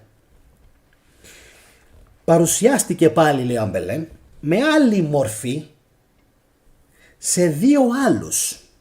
Πάλι σε δύο άλλους, με άλλη μορφή. Όλο άλλαζε μορφές. Δεν τον αναγνώρισαν ούτε αυτοί. Είναι λοιπόν και σε αυτή την περίπτωση μεταμφιεσμένος. Κρύβεται ακόμα γιατί φοβάται από κάποιον κίνδυνο. Αναφέρεται στον Μάρκο. Να δω λίγο, θα μπορέσω να τον βρω τον φίλο μας τον Μάρκο. Λοιπόν, αυτός είναι. Λοιπόν, να το δούμε ακριβώς. Όταν επέρασε το Σάββατο, η Μαρία Μαγδαληνή και η Μαρία του Ιακώβου και η Σαλόμη αγόρασαν αρώματα και ούτω καθεξής. Να δω λίγο αν είναι αυτό. ΙΣΤΑΦ 12. Αυτό δεν μας ενδιαφέρει. Θα πάμε κατευθείαν στο σημείο το οποίο θα ήθελα να διαβάσουμε. Γιατί αυτό που πήγα να σας διαβάσω τώρα θα το δούμε στο μέλλον. Και εκεί να δείτε τι θα δούμε. Λοιπόν, πάμε στο 12. Και εκείνοι όταν άκουσαν ότι ζει και ότι εμφανίστηκε σε αυτήν δεν πίστεψαν. Γιατί? Να το διαβάσουμε ολόκληρο. Κάτσε, διαβάσουμε ολόκληρο. Να μπορέσουμε να λύσουμε όλες τις απορίες. Όταν επέρασε λοιπόν το Σάββατο, η Μαρία Μαγδαληνή και η Μαρία του Ιακώβου και η Σαλόμη αγόρασαν αρώματα για να έλθουν διά να τον αλείψουν. Εδώ όλος τυχαίως, δεν θα πω πολλά, θα πω μόνο ότι εδώ ξαφνικά γίνεται λαλίστατος. Και λέει και λέει και λέει. Λέει Σάββατο, προσδιορίζει την ημέρα και λέει και τα ονόματα. Και πολύ πρωί. Και κάντε εγγραφή. Γιατί στο μέλλον θα σας αποδείξω εδώ σε αυτό το σημείο που αναφέρομαι τώρα, ότι έχουν κάνει οι Ρωμαίοι μία μεγάλη απάτη. Μεγάλη απάτη. Τόσο μεγάλη απάτη που την ξέρουμε ελάχιστοι εμείς που καθόμαστε και διαβάζουμε μερόνυχτα. Εσείς δεν την έχετε αντιληφθεί και δεν πρόκειται να την καταλάβετε αν δεν σας ανοίξω τα μάτια. Επειδή λοιπόν θα σας ανοίξω τα μάτια σε επόμενες εκπομπές σχετικά με το τι ακριβώς έκαναν εδώ μετά από τη Σταύρωση, κάντε εγγραφή. Θα σας αρέσει πολύ εκείνη η εκπομπή. Και πολύ πρωί, την πρώτη ημέρα της εβδομάδος, μας δίνουν και στοιχεία. Έρχονται στο μνήμα αφού είχε ανατειλεί ο ήλιος. Και έλεγαν μεταξύ τους, τώρα δεν μπορώ να μιλήσω. Ποιος θα μας κυλήσει τον λίθον από την πόρτα του μνημείου? Μας δίνουν λοιπόν και την ορατότητα να δούμε ότι υπάρχει και λίθος. Και τι λένε και μεταξύ τους.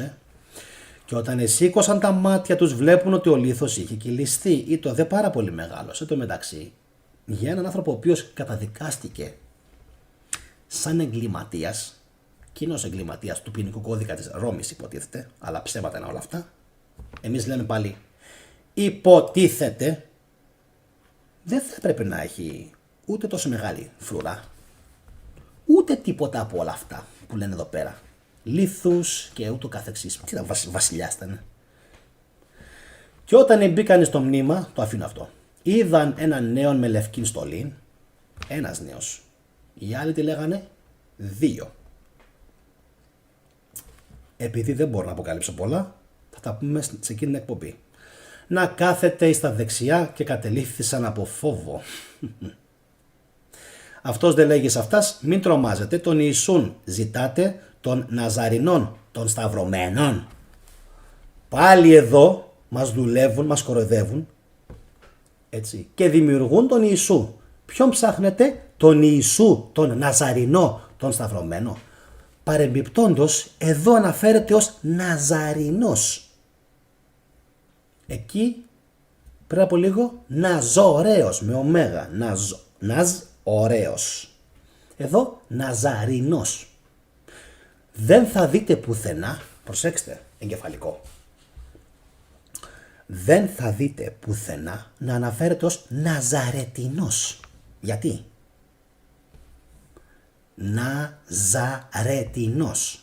Το έχω απαντήσει σε άλλα μου βίντεο. Δείτε τα όλα. Δεν υπήρχε Ναζαρέτ. Προσέξτε. Προσέξτε τώρα εδώ. Γιατί είναι για να παθαίνει ο αναγνώστης και ο τηλεθεατής μικροεγκεφαλικά, τα οποία τον αφήνουν στο έδαφος. Και ξέρετε ποιος είναι ο λόγος? Τι κάνει τώρα εδώ ο συντάκτης? Μην τρομάζετε. Τον Ιησού ζητάτε, τον Ναζαρινό, τον εσταυρωμένο. Α, αυτός αναστήθηκε πριν λίγο. Δεν είναι εδώ. Να ο τόπος που τον έβαλαν. Εδώ.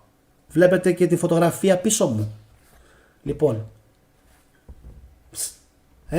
Αυτός αναστήθηκε. Δεν είναι εδώ.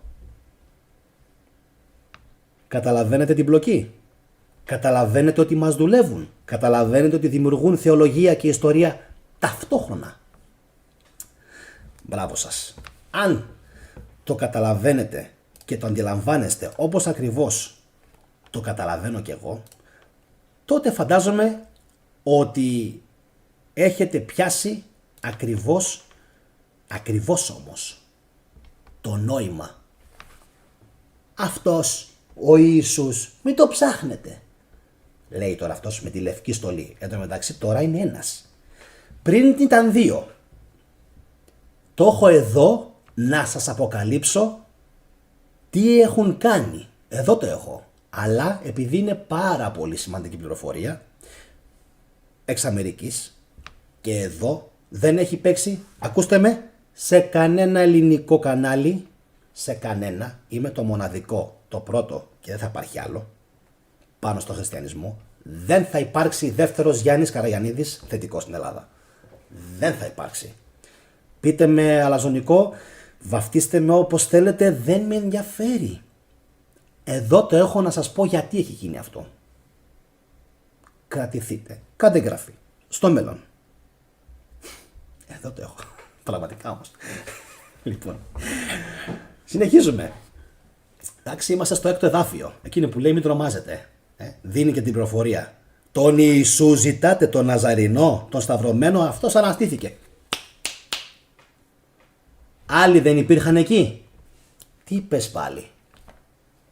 Άλλοι δεν υπήρχαν εκεί. Άλλοι. Γιατί? Γιατί αυτοί που πήγαν εκεί, πείτε μου, ποιοι πήγαν εκεί και έψαχναν μόνοι τους απευθείας τον Ιησού. Δεν υπήρχαν άλλοι εκεί. Ρε εσείς, θα με τρελάνετε. Θα ξυπνήσουμε επιτέλους αυτή τη χώρα ή όχι? Είναι δυνατόν με το που πήγαν εκεί? Εδώ ξέρουμε, αν διαβάσουμε τον Ιώσυπο, αυτόν εδώ τον καταραμένο τον Ιώσυπο, τον οποίον εγώ ας πούμε ότι τον πιστεύω, που κανονικά δεν θα έπρεπε, για δικούς μου λόγους. Αυτός εδώ λέει ότι χιλιάδες σταυρώσεις, συνέχεια. Οι Ρωμαίοι δεν είχαν άλλη δουλειά να κάνουν και σταύρωναν συνέχεια. Όποιον έβρισκαν το σταύρωναν για το παραμικρό. Όποιος ξεσήκωνε, ό,τι και να συνέβαινε, ποινή, σταύρωση. Κλακ, τέλος. Ωραία. Άρα λοιπόν έχουμε μαρτυρία από τον Ιώσυπο που εγώ δεν την πιστεύω. Δεν την πιστεύω. Ότι υπήρχαν δεκάδες, εκατοντάδες σταυρώσεις που εγώ δεν το πιστεύω. Και το ξαναλέω. Γιατί πήγανε κατευθείαν και ζήτησαν τον Ιησού? Γιατί αυτός τους είπε κατευθείαν τον Ιησούν ζητάτε, τον Ναζαρινό? Καταρχάς αποφασίστε αν είναι επιτέλους ωραίος με ωμέγα, Ναζαρίνος ή Ναζαρετινός, γιατί δεν ξέρετε που πάνε τα 4. Εντάξει, πάμε παρακάτω. Και τι λέει? Αναστήθηκε μωρέ, δεν είναι αυτός. Δεν ψάχνετε, δεν ψάχνετε ρε, τελείωσε, έφυγε αυτός. Κόβει ψωμί με τους άλλους 2 στην Εμαούς. Κόβει ψωμί τώρα μαζί τους, είναι εκεί και είναι στο τραπέζι. Αυτοί δεν τον ξέρουν ότι είναι αυτός και κόβει ψωμί.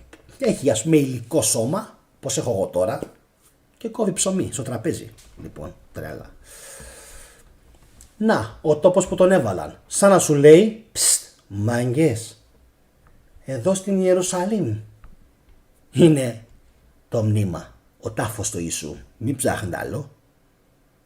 Αυτό το μην ψάχνετε αλλού εντωμεταξύ, και σε αυτό θα πρέπει να κάνετε εγγραφή, γιατί κάποια στιγμή στο μέλλον θα το δούμε και αυτό. Αυτό το σημείο με το σώμα του Ιησού υποτίθεται. Να κρατηθείτε.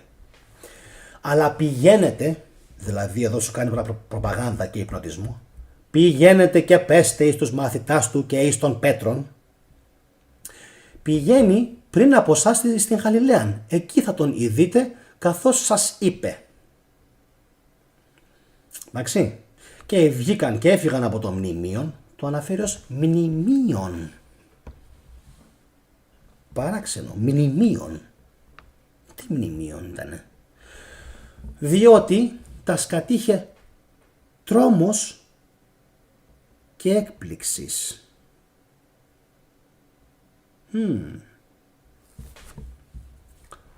Άντε πάλι. Τρόμος και έκπληξης. Το είχαμε πει αυτό και για την Μαρία. Πού άλλο το είχαμε συναντήσει? Μαρία Μαγδαληνή.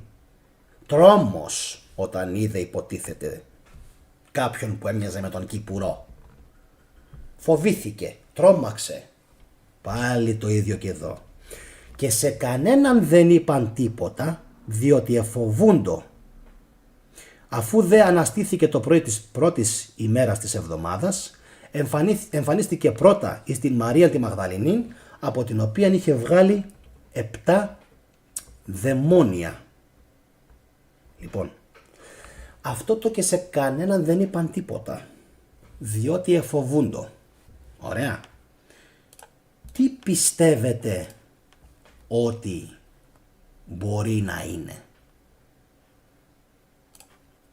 Γιατί να φοβούνται να το αναγγείλουν κάπου, αφού υποτίθεται ότι αναστήθηκε. Το έχουμε μέχρι εδώ. Είναι ένα πάρα πολύ σημαντικό σημείο αυτό τώρα. Δώστε προσοχή. Ξέρω είστε κουρασμένοι. Είμαστε στο 1 ώρα και 15 λεπτά.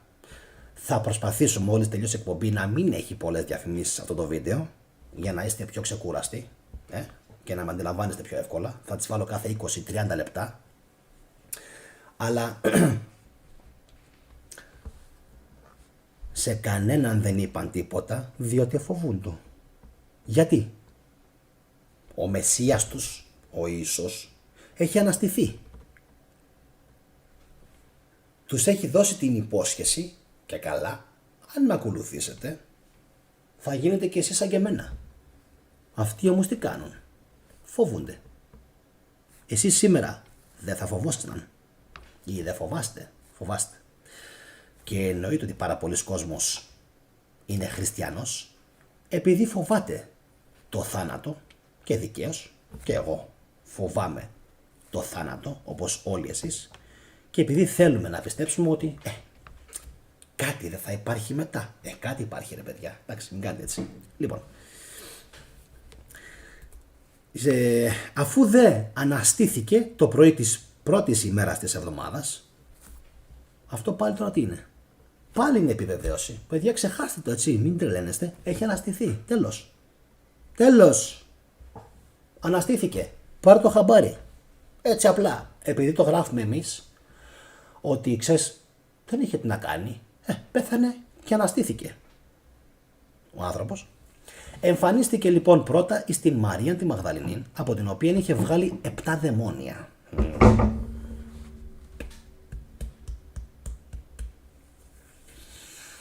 Πρόβλημα, μεγάλο πρόβλημα. Λοιπόν, αυτό το 7 δαιμόνια, να ξέρετε, είναι άλλο ένα σικέ, πολύ σικέ, καλωστημένο, μεταφραστικό λάθος, αν θέλετε, ή ένα σκόμα. Πού τώρα? Ήτανε οι άλλοι, για το όνομα του Θεού, δαιμονισμένοι και τις τα βγάζω όπως οι Ghostbusters. Ναι, γελάστε ελεύθερα. Τα δαιμόνια ένα από το στόμα. 1, 2, 3. Τώρα βγαίνει ο Γιαντέλ, τώρα βγαίνει ο Χαλέλ, τώρα βγαίνει ο Μπεζέλ. Και ξαφνικά τις έβγαλε 7 δαιμόνια και ζήσαν αυτοί καλά και εμείς ζήσαμε καλύτερα. Να σε καλά Παναγιώτη Μανιφοβά που συμφωνείς. Σε ευχαριστώ πολύ. Και όλους εσάς που τώρα είστε ζωντανά. Σας ευχαριστώ πολύ που είμαστε μέσα αυτή τη στιγμή που μιλάμε τώρα γύρω στα τα τελευταία 60 λεπτά 800 και άτομα. Γεγονός που δείχνει ότι ο κόσμος που βλέπει την εκπομπή τη σέβεται. Να είστε καλά. Λοιπόν, συνεχίζουμε. Δεν έβγαλε από τη Μαρία Μαγδαληνή 7 δαιμόνια. Τι? Όχι βέβαια. Όχι βέβαια. Μην είστε χαζοί. Δεν έβγαλε από καμία Μαγδαληνή 7 δαιμόνια ο Ιησούς. Δεν θέλουν να ακούσει ο κόσμος την αλήθεια. Γιατί δεν θέλει ο κόσμος να ακούσει την αλήθεια? Γιατί ο Ιησούς, όπως φαίνεται, σύμφωνα τουλάχιστον με τα κοπτικά χειρόγραφα που έχουν βρεθεί, είχε παιδιά με τη Μαρία Μαγδαληνή και σύζυγο, τη Μαρία Μαγδαληνή επίσης. 7 δαιμόνια, κατά 99%, επειδή δεν υπάρχουν δαιμόνια, είναι, τι είπες Γιάννη τώρα, τα 7 παιδιά που έκανε αυτός ο κάποιος Ιησούς με τη Μαρία Μαγδαληνή. Αν ποτέ υπήρξαν και έζησαν, καλά να είναι οι άνθρωποι, καλά να ήταν οι άνθρωποι όπου και να έζησαν, όπου και να υπήρξαν. Λοιπόν, 7 δαιμόνια δεν υπάρχει περίπτωση να έβγαλε από μέσα της ο Ιησούς με τίποτα.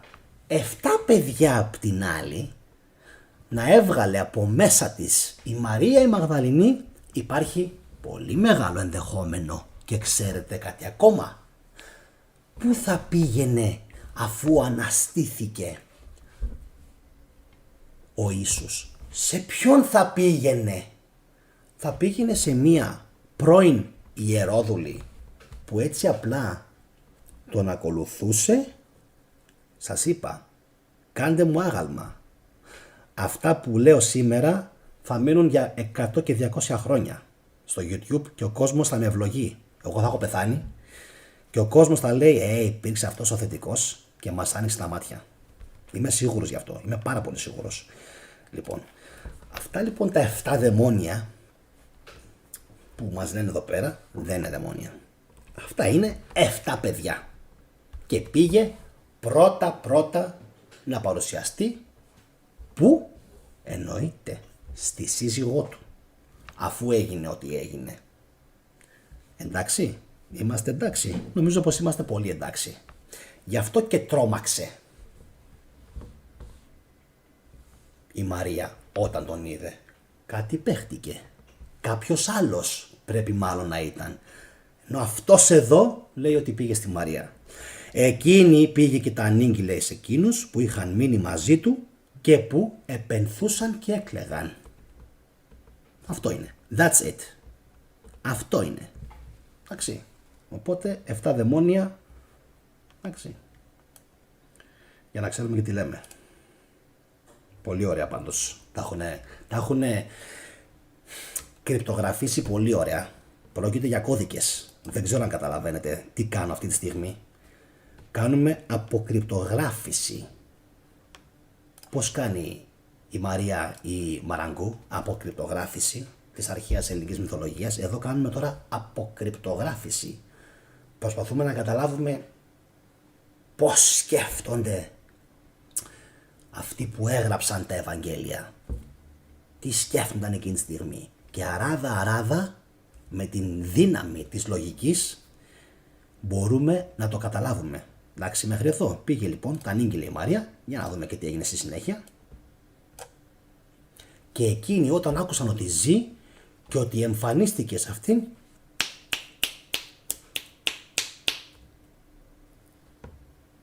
τι πιστεύετε ότι έγινε? Πίστεψαν? Δεν πίστεψαν. Όπα. Μάλιστα. Εμείς σήμερα 2.000 χρόνια μετά, αν και δεν είναι 2.000 χρόνια, πιο λίγα είναι, ξέρω τι λέω. Γιατί να πιστέψουμε ότι έγινε αυτό το πράγμα? Οι ίδιοι λοιπόν που τον ακολουθούσαν, σου λέει δεν υπάρχει περίπτωση να γίνει κάτι τέτοιο. Μαρία, τρελάθηκες. Ύστερα από αυτά εφανερώθηκε υπό άλλη μορφή σε 2 από αυτούς. Δεν μας διευκρινίζει τι μορφή ήταν αυτή και ποιοι είναι οι άλλοι 2, οι οποίοι επερπατούσαν και πήγαιναν στην εξοχήν. Δεν είναι πολύ παράξενο και αυτό το εδάφιο? Θα μπορούσε να αντιστραφεί και να είναι οι 2 από την Εμαούς που πήγαιναν στα Ιεροσόλυμα ή αυτοί που πήγαιναν στην Εμαούς και μετά πήγαν στα Ιεροσόλυμα. Δεν είναι κορυφαίο το σημείο αυτό? Επερπατούσαν και πήγαιναν στην εξοχήν οι 2 που δεν αναφέρονται. Και εκείνοι πήγαν και το ανήγγυλαν στους άλλους, ούτε και αυτούς επίστεψαν. Μήπως λοιπόν εδώ πέρα αυτοί οι 2 είναι ο Κλέοπας και ο άλλος και πήγαν μετά στα Ιεροσόλυμα και λέγανε να τον είδαμε. Και καλά τον είδαμε αναστημένο. Θα μπορούσαν να είναι. Δεν ξέρω αν είναι εκείνοι. Υπάρχει ενδεχόμενο και να μην είναι εκείνοι. Να είναι 2 άλλοι. Μην γίνεσαι κακός, θετικέ. Σε θέλουμε ήρεμο και ήπιο. Προχωράμε. Γιατί δεν αναφέρονται τα ονόματα από αυτούς τους 2? Σε αυτήν εδώ την περίπτωση, γιατί δεν αναφέρονται τα ονόματά τους? Άλλες φορές είναι πολύ λαλίστατοι. Πριν από λίγο το έλεγε. Η Μαρία, εκείνη η Σαλόμη. Εκείνη είναι λαλίστατη. Εδώ τώρα τίποτα, μούγκα στη στρούγκα. Πάλι παράξενο. πριν συνεχίσω, να σας υπενθυμίσω να κάνετε εγγραφή, like και κοινοποίηση και να δούμε λίγο πώς πάει μέχρι στιγμής η δημοσκόπηση. 293 ψήφοι, μάλλον πολλοί βλέπουν τον Ολυμπιακό με την Άστον Βίλα. Πιστεύετε ότι μπορεί σήμερα να πεθάνει κάποιος και να αναστηθεί μετά από 3 μέρες? Το ποσοστό παραμένει ίδιο. 18% απαντάει ναι φυσικά, όχι με τίποτα απαντάει μέχρι στιγμής το 82%. Οπότε συνεχίστε να ψηφίζετε όσοι έχετε συνδεθεί αυτήν τη στιγμή και φυσικά όσοι θα δείτε την εκπομπή μαγνητοσκόπημένη. Όμως συνεχίζουμε. Ύστερα φανερώθηκε στους 11. Το βλέπετε? Το βλέπετε? Πάλι το ίδιο. Μαρία, μετά οι 2 στην εξοχή, μετά οι 11 στους οποίους πήγανε, συγγνώμη, οι 2. Όλα αυτά είναι τρομερά. Ύστερα φανερώθηκε στους 11, ενώ εκάθοντο στην τράπεζαν και έψεξε την απιστία τους και τη σκληροκαρδία τους. Κάτσε λίγο να το βάλω πιο εδώ. Εδώ. Εντάξει.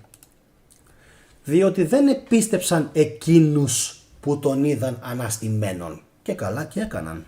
Πάρα πολύ καλά έκαναν. Ποιος άνθρωπος μπορεί να πιστέψει ότι, κοίταξε να δεις, κάποιος, κοίταξε να δεις, ο Γιαννίκας και ο Γιωρίκας στη Σαμψούντα πέθανε την Παρασκευή και τη Δευτέρα αναστήθηκε. Ή την Κυριακή.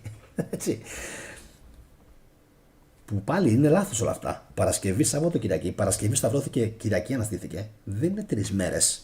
Ούτε 1,5 μέρα δεν είναι για την ακρίβεια. Εντάξει.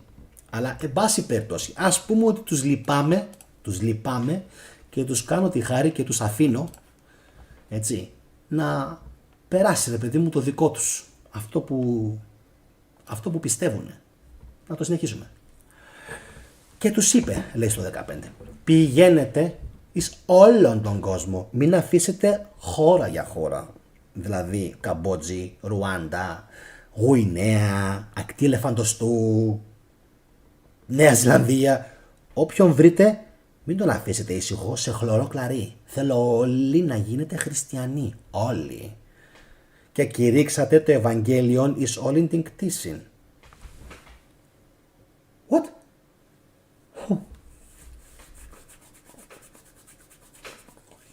Περίμενε λίγο. Γιατί πρέπει να πεθάνω και να αναστηθώ ξανά. Ποιο Ευαγγέλιον? Ποιο Ευαγγέλιον? Τους είπε ο Ιησούλης. Μη γελάτε. Πηγαίνετε εις όλο τον κόσμο, μην αφήσετε μαύρο για μαύρο.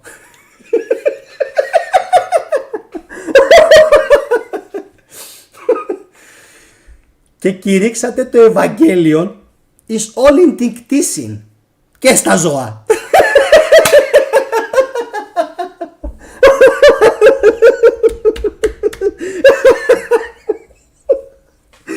Τι γράφεις ρε φίλε, ρε φίλε της Ρώμης, τι γράφεις ρε φίλε, τι σε έχουνε ποτίσει, τι μαγικά μανιτάρια έχεις πάρει. Παιδιά δεν υπάρχουνε. Ποια κτήση, σε ποια κτήση, για ποια κτήση μιλάει? Δεν υπάρχει. Οι άνθρωποι ζουνε πραγματικά σε έναν άλλο κόσμο. Δεν υπάρχει. Να συνεχίσω. Λοιπόν. Ωραία. Είμαστε καλά. Για ποιο λόγο τους περιγελάω τώρα, ξέρετε για ποιο λόγο τους περιγελάω? Ρε φίλε θετικέ, τι έκανες πάλι? Αχ, να είστε καλά. Αυτές είναι εκπομπές που μου αρέσουν. Έτσι μου αρέσουν οι εκπομπές. Την εποχή του Ιησού που υποτίθεται τους μιλάει, δεν υπάρχει Ευαγγέλιο. Δεν υπάρχει Ευαγγέλιο την εποχή του Ιησού. Θα πρέπει να το κάνω λίγο πιο θεατρικαλμέντε. Πόσο άλλο πιο θεατρικό θα πρέπει να γίνει για να μπορέσει ο κόσμος να καταλάβει τι τον έχουν κάνει, τι παπά του έχουν πουλήσει. Δεν υπάρχει Ευαγγέλιο. Το 30, το 29, 30, 31, 32, 33. Όποτε τέλος πάντων μας λένε ότι έγινε αυτό το οποίο έγινε. Ωραία. Δεν υπάρχει ακόμα καταγεγραμμένο κανένα Ευαγγέλιο. Παιδιά, sorry, θα πρέπει για άλλη μια φορά να σας απογοητεύσω. Εντάξει, ξέρουμε ελληνικά, δεν θέλουμε να μας βομβαρδίζετε με μαλακίες του τύπου σημαίνει Ευαγγέλιο, σημαίνει καλή είδηση. Εδώ μας το λένε έτσι, εδώ μας το λένε ξεκάθαρα. Κηρύξατε το Ευαγγέλιον εις όλην την πτήσιν. Είμαστε ok? Πόσο σανό πρέπει ακόμα να φάει κάποιος? Γεωργία μου, Ρουσκάκη, Χρύσα μου, Firefly Earth, Μπάμπη μου, Κώστα, Γιάννη, Μαρία, Εκάτη, Παναγιώτη Μανιφάβα και οι λοιποί φίλοι που παρακολουθείτε αυτή τη στιγμή την εκπομπή, Conflicts Analyst και όλοι οι υπόλοιποι οι οποίοι είστε μέχρι τώρα συνδεδεμένοι σε αυτό το άκρος ανατρεπτικότατο βίντεο και φυσικά κανάλι. Τους λυπάμαι. Δεν είναι ότι δεν τους λυπάμαι, γιατί τους έχω ξεχυλώσει. Τους έχω ρημάξει, τους έχω διαλύσει, τους έχω σοπεδώσει. Τους έχω βάλει τα δύο παπούτσια σε ένα, τους έχω κάνει... Θα μπορούσα τώρα να ανοίξω ένα τέτοιο, ένα γέγκα και να πιω ένα σφινάκι έτσι για την πάρτι μου, πώς το λένε. Λοιπόν, Ευαγγέλιο το 30 με 33, αγαπητοί μου τηλεθεατές, δεν υπήρχαν. Και θα σας χλεβάζω και θα σας δουλεύω και θα σας ειρωνεύομαι όσο δεν ανοίγετε αυτό το ρημάδι το βιβλίο να διαβάσετε μόνοι σας και να σας ανοίξουν τα μάτια. Και εσύ που μου γράφεις ότι είναι ντροπή μου να χλεβάζω, να ξέρεις ότι είμαι υπερήφανος που χλεβάζω τα ψέματα της Ρώμης. Γιατί οι Ρωμαίοι έφτασαν στο σημείο να κατηγορήσουν άδικα όχι τους σημερινούς Ισραηλινούς, τους Ιουδαίους του τότε, μόνο και μόνο για να ιδρύσουν θρησκεία και για να το κονομάνε. Για την κονόμα που λένε μέχρι και σήμερα οι φίλοι μας στην Ελλάδα. Οπότε ντροπή σου, να είστε καλά για τις καρδιές, ντροπή σου δεν είναι που χλεβάζει ο θετικός μπροστά στα μούτρα σου τα ψέματα της Καινής Διαθήκης. Ντροπή είστε εσείς όλοι οι Έλληνες που εξακολουθείτε ακόμα και είστε θύματα τους. Εντάξει, και συνεχίζουμε όμως γιατί θέλω να μείνει ευχάριστη η κουβέντα. Εκείνος που θα πιστέψει και θα βαπτιστεί θα σωθεί.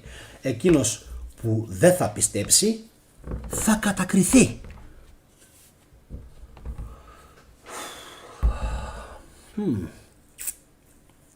Πού το έχω ξαναδιαβάσει αυτό το πράγμα, τι μου θυμίζει.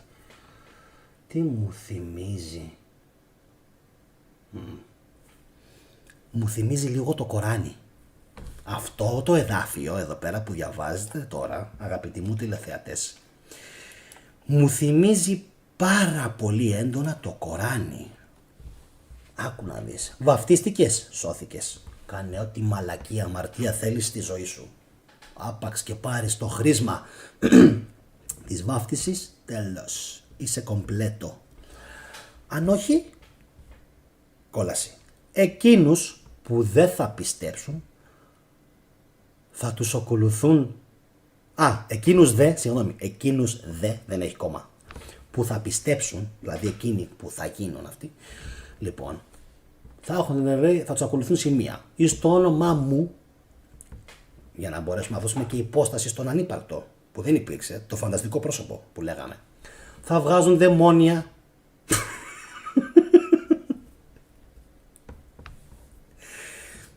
Ποια δαιμόνια? Γλώσσες καινούργιες θα μιλάνε. Κάτσε ρε εσύ. Κάτσε ρε εσύ. Ογκοχούβα. Κι εγώ μιλάω ξένες γλώσσες. Κοίτα να δεις, πουλήθηκε η γλώσσα μου. Χάραστος. Τι σκέντελε. Τι σκέντελε. Σαϊράλα. Αυτά είναι φιλανδικά. Κοίτα να δεις που και ο θετικός σήμερα κεντάει. Μιλάω κι εγώ σήμερα. Μήπως επειδή vielleicht liegt das ja daran, weil ich auch jetzt Deutsch sprechen kann. Ach nee, das gibt's doch nicht. Jetzt ehrlich? Ja, natürlich. And why not? I can speak so many languages. Why? Because I learn and I study. And you know what? I read almost every day. Like, every day. I need to read. And I need to learn my English and my Finnish. And Türkçe biliyor musun? Evet kardeş, ben Türkçe biliyorum. Aber das reicht nicht. Man muss sehr viel wissen. Ne? Und unbedingt, damit du ein guter Mensch bist, musst du unbedingt an Jesus Christus glauben. Sonst bist du kein guter Mensch. Ne? So ein Blödsinn. Λοιπόν.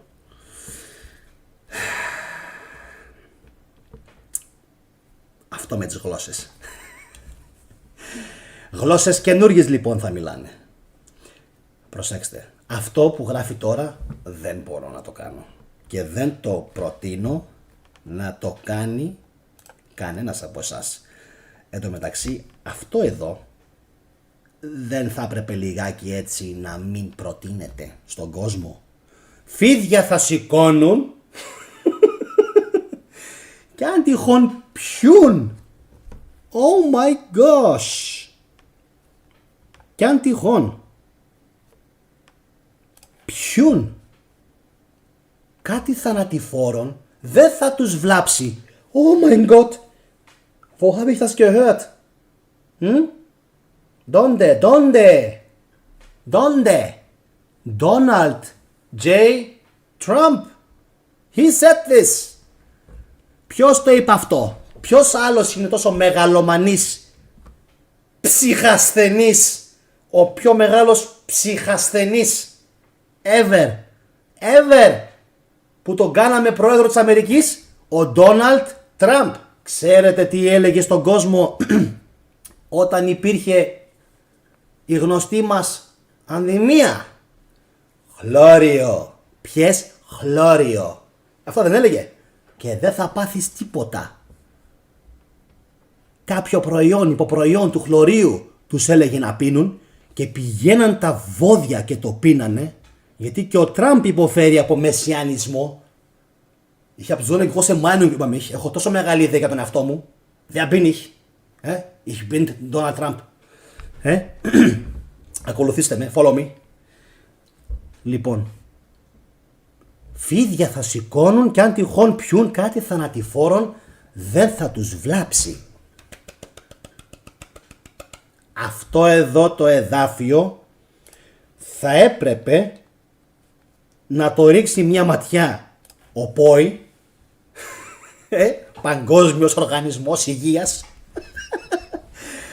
Λοιπόν, και να πούνε, προσέξτε, αν τυχόν εσείς εκεί στην Αφρική κάτω κολλήσετε κάναν ιό της ελονοσίας από κάνα κουνούπι που σας τσίμπησε και μην αγχώνεστε. Αν είστε χριστιανοί δεν θα πάθετε τίποτα. Επίσης, αν κολλήσατε τίποτα οι χριστιανοί ορθόδοξοι, Orthodox, αν κολλήσατε τίποτα από τον Απάτη 19, χρειάζεται να πας στο νοσοκομείο.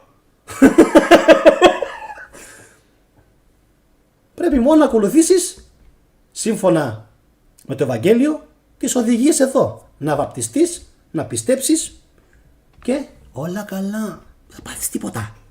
Δεν θα πάθεις τίποτα, όλα καλά. Και ο μεν κύριος, έχει κι άλλα. Εις τους αρρώστους θα βάζουν τα χέρια και θα γίνονται υγιείς. Τι λες τώρα ρε. Das ist ja so einfach. Πανεύκολο. Πώς λένε. Δεν υπάρχει. Πανεύκολο. Δεν χρειάζονται ούτε και οι γιατροί λοιπόν χρειάζονται. Κάντε μια κοινοποίηση στους φίλους σας, στους γιατρούς, αυτό το βίντεο να το δούνε, να καταλάβουν ότι τζάμπα και μάταια σπουδάζουν όλα αυτά τα προηγούμενα τα χρόνια. Χρειάζονται σπουδές. Χρειάζονται σπουδές. Αυτό που λέτε. Βάζεις εδώ ένα σταυρουδάκι, κλακ κλακ, βαπτίζεσαι κιόλας, κάνεις και 8.700 αμαρτίες την ημέρα και την άλλη μέρα σηκώνεσαι το πρωί, φρεσκαδούρα. Τι έγινε ρε φίλε, όλα καλά. Ναι ρε, μια χαρά ρε, τίποτα. Πιστεύω στον Χριστό, όλα καλά. Πώς πας με με τον πυρετό, το σαραντάρι. Τίποτα, κατέβηκε ρε. Τακ τακ τακ τακ τακ τακ τακ τακ τακ τακ τακ τακ τακ τακ τακ τακ.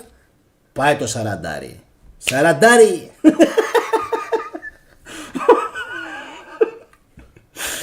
Δεν υπάρχει.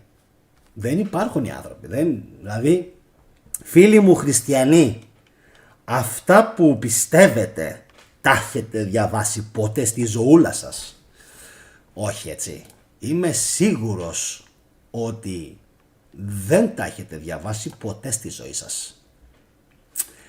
Και ο μεν Κύριος λοιπόν, αφού τους μίλησε έτσι, ανελήφθη στους ουρανούς και κάθισε στα δεξιά του Θεού, γιατί δεν είχε τι να κάνει πλέον εδώ στη γη. Δεν είχε ούτε στη Ρουάντα πολέμους, ούτε στην Περσία, ούτε στην Ινδονησία, ούτε στην Ινδία, ούτε στην Κίνα. Ρε φίλε, κάτσε λίγο ρε Χριστούλη. Κάτσε λίγο ρε εσύ Ρωμαίε συντακτή, έξυπνάκια της Ρώμης εκεί με το Βατικάνο σας που είστε στην απόλυτη, δεν μπορώ να το πω στον αέρα, δηλαδή καθάρισε με τη γη εδώ, τελείωσε, τα έκανε όλα και σου λέει τι θα πάω να κάνω τώρα? Θα πάω να κάτσω λίγο δίπλα στο Θεούλη. Λες και ο Θεός, λες και ο Θεός είναι σαν και εμένα, με σάρκα και οστά οντότητα και κάθεται κάπου σε έναν θρόνο. Ποιος σας είπε ότι κάθεται σε έναν θρόνο? Ακούστε λοιπόν κάτι. Αν αυτό το σημείο το έχετε διαβάσει στη ζωή σας έστω και μία φορά, θα πρέπει να σας κάνει πολύ εντύπωση. Για να σοβαρευτούμε λιγάκι. Γιατί? Αυτό εδώ το σημείο είναι πάρα πολύ παράξενο. Γιατί ξέρουμε ότι στον ουρανό και ειδικά στον Όλυμπο υπήρχε όντως, σύμφωνα με την αρχαία δοξασία, ένας Θεός, ο Δίας, που καθότανε στο θρόνο του. Σωστά μέχρι εδώ? Και πήγε λοιπόν ο Ιησούς στους ουρανούς, λέει, που να λέγε στον Όλυμπο. Αν έλεγε στον Όλυμπο, τους είχε κάψει. Και κάθισε εις τα δεξιά του Θεού. Τώρα, επειδή ξέρω ότι υπάρχουν πάρα πολλοί εξυπνούλιδες, θα μου απαντήσουν και θα μου πούνε ότι δεν είναι αυτό που γράφει, δεν είναι αυτό που νομίζεις. Ο ουρανός εδώ πέρα έχει μεταφορική έννοια, γιατί εμείς οι χριστιανοί έτσι είμαστε. Όπου θέλουμε κυριολεκτούμε και όπου θέλουμε, γιατί είμαστε και λίγο έτσι, όπου θέλουμε δεν είμαστε, μεταφορικά τα λέμε. Πω. Με τι έχω να κάνω? Εκείνοι δε βγήκαν και κήρυξαν πανταχού, έφτασαν μέχρι τους Εσκιμώους, δεν άφησαν κανέναν όρθιο. Το βλέπουμε σήμερα εξάλλου στη Ρωσία.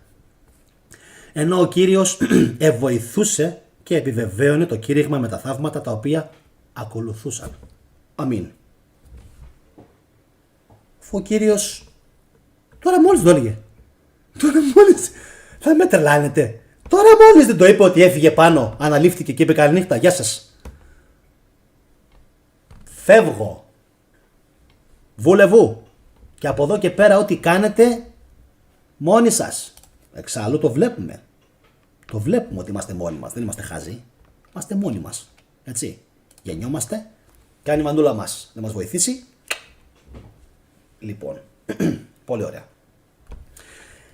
Αφήνουμε πίσω μας και τον Μάρκο λοιπόν, ο οποίος για μένα μπορώ να πω ότι κέντησε. Ήταν ένα από τα πολύ δυνατά εδάφια και θα συνεχίσουμε με τον Ματθαίο Κ.Ι. 17. Θα το βρω μονάχα. Λοιπόν, εσείς φυσικά να κάνετε εγγραφή και like οπωσδήποτε στο βίντεο αυτό. Εύχομαι μέχρι στιγμής να σας αρέσει και να εκπληρώνει σε ένα πολύ μεγάλο ποσοστό αυτό που περιμένατε. Και αν σας αρέσει, πού να δείτε αύριο και πού να δείτε και στο μέλλον και πού να δείτε αυτά που έκανα μέχρι στιγμής.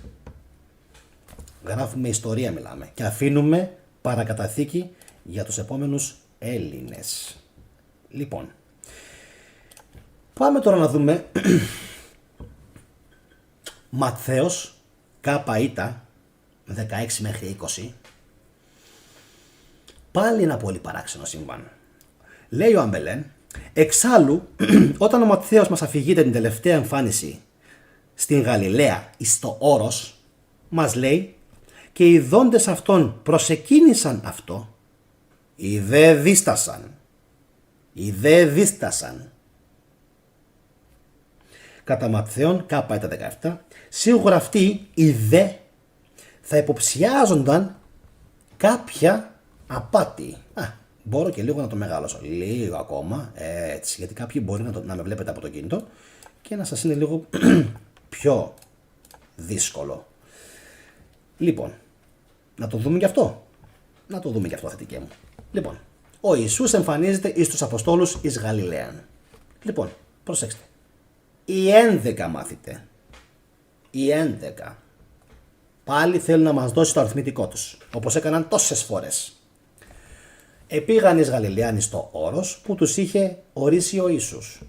Και όταν λοιπόν τον είδαν, τον προσκύνησαν, μερικοί όμως ήσαν διστακτικοί. Οι 11 μάθητε. Πολύ ωραία μέχρι εδώ. Το αφήνουμε ότι δεν είναι λαλίστατος. Υποτίθεται πως ξέρουμε ποιοι είναι. Και ο Ιησούς λοιπόν, μερικοί όμως ήσαν διστακτικοί. Πριν προχωρήσω. Τι συμβαίνει εδώ? Είμαι ο μόνος ο οποίος έχει απορίες? Όχι βέβαια. Είμαι σίγουρος ότι πάρα πολλοί κόσμος έχει απορίες. Έτσι.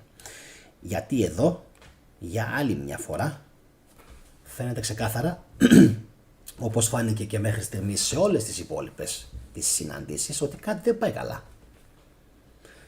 Και ο Ιησούς τους επλησίασε και τους είπε, μου εδόθη πλήρης εξουσία εις των ουρανών και την γην. Είναι λες και ακούω τον Πούτιν να μιλάει, ή τον Biden, ή τον Ομπάμα, ή τον Τραμπ. Αυτό μου βγάζει εμένα τώρα αυτή η φάση.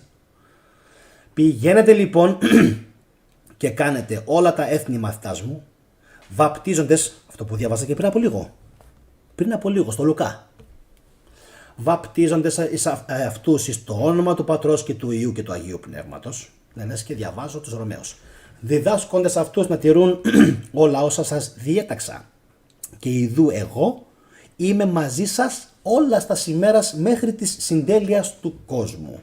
Δηλαδή, μακάκες, από σήμερα και μέχρι τη συντέλεια του κόσμου θέλω όλοι εσείς να λέτε στον κόσμο ότι κάποια στιγμή έζησε εκεί στην Ιουδαία, στο Ισραήλ, κάπου στη Γαλιλαία τέλος πάντων, ένας θαυματουργός άνθρωπος, πουθενά άλλο πάνω στη γη, και αυτόν αν τον πιστεύεις δεν χρειάζεσαι κανένα άλλο φάρμακο στη ζωή σου, αλλά εμείς να πιστέψουμε. Οι δε δίστασαν.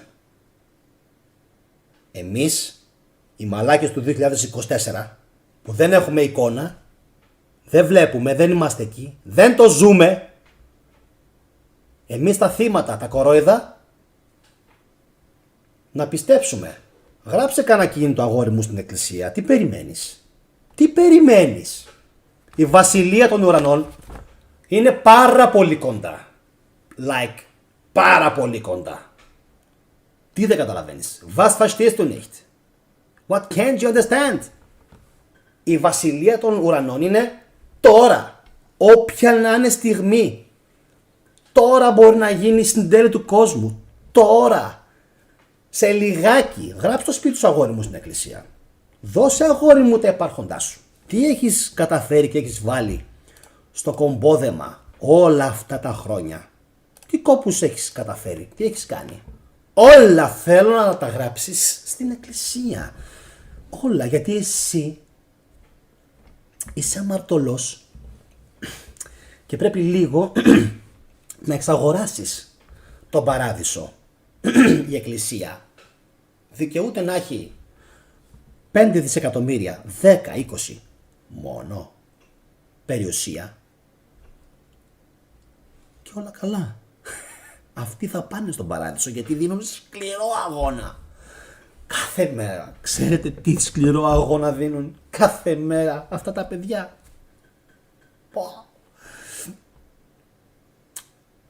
Υδρότας. Ξέρεις τι είναι να πηγαίνεις στα ορυχεία και να σκάβεις σαν το μαύρο εκεί, να ξεσκίζεσαι στη δουλειά? Ξέρετε τα παιδιά αυτά με πόσο μόχθο μας μεταφέρουν εμάς αυτά τα σοφά λόγια. Τα σοφά λόγια της Καινής Διαθήκης. Και εμείς είμαστε αχάριστοι και δεν τα πιστεύουμε, γιατί γεννηθήκαμε με αμαρτωλή. Θα σας έλεγα τίποτα. Και γεννηθήκαμε, αλλά έχει χάρη που είμαι καλό παιδί. Πολύ καλό παιδί. Να είναι καλά η μάνα μου και να είναι καλά ο πόντος. Συνεχίζουμε. Πάμε στο ε. Σήμερα έχουμε τρομερά κέφια και βλέπω ότι τα απολαμβάνει και η παρέα.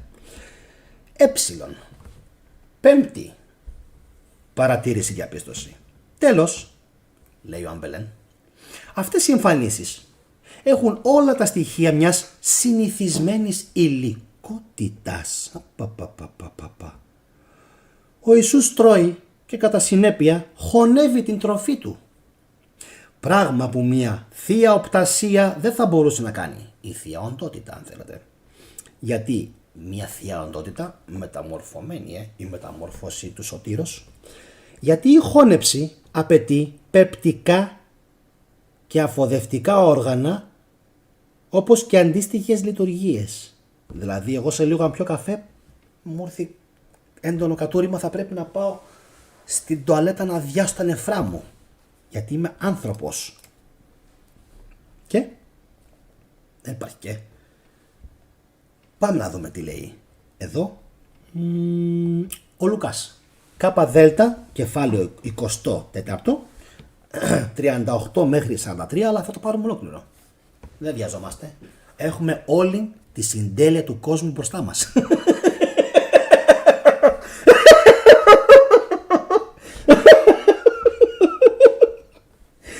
Ταπείνωση έτσι σήμερα.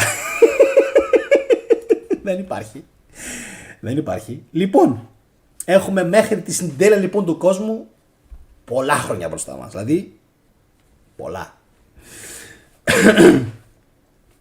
Ενώ δεν έλεγαν αυτά, ο Ιησούς ο ίδιος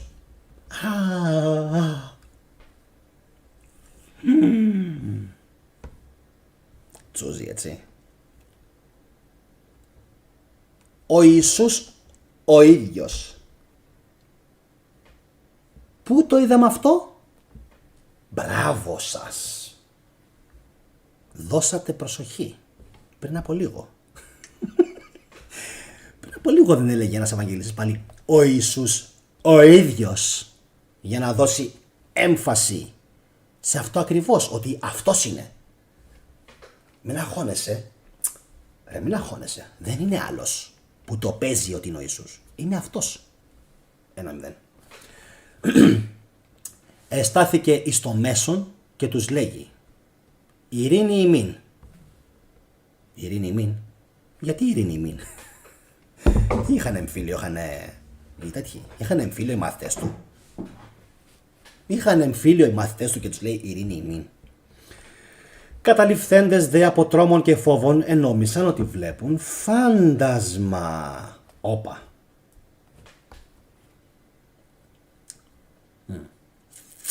Τι μας δείχνει πάλι αυτό εδώ το ωραίο το εδάφιο?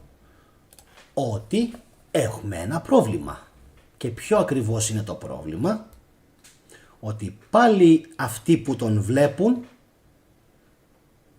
τους δημιουργείται τρόμος και φόβος και νομίζουν ότι βλέπουν φάντασμα και έχουμε έναν Ευαγγελιστή ο οποίος λέει ο Ιησούς ο ίδιος.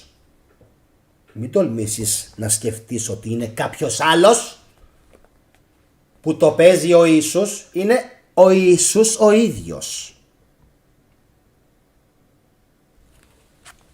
Αλλά αυτός τους είπε, γιατί είστε ταραγμένοι και γιατί ανεβαίνουν σκέψεις στις καρδιές σας? Πονηρούλης.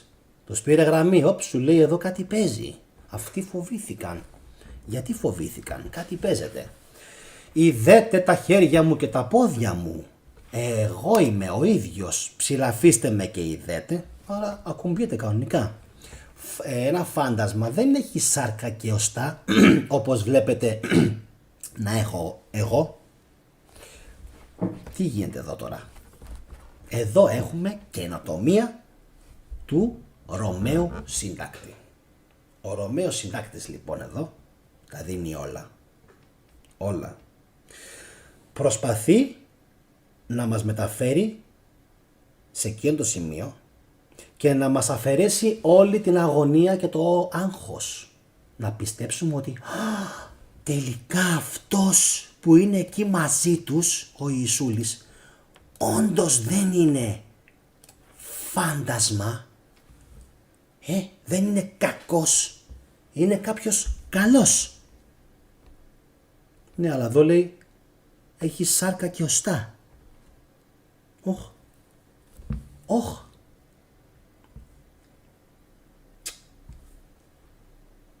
Έχει σάρκα και οστά και ταυτόχρονα με έναν μαγικό τρόπο, εξηγήστε μου πώς, καταφέρνει και κάνει ανάληψη στον ουρανό.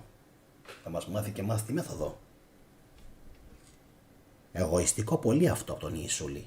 Γιατί δεν δίδαξε αυτή τη μέθοδο σε κανέναν άλλον, της ανάληψης?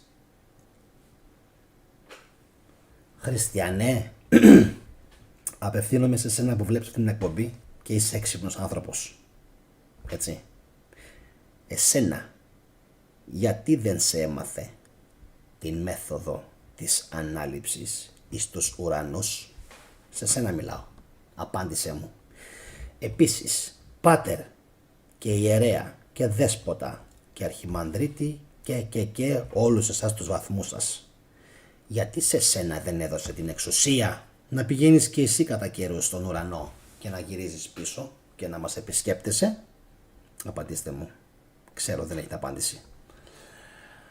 Και όταν λοιπόν είπε αυτό, έδειξε τα χέρια του και τα πόδια του.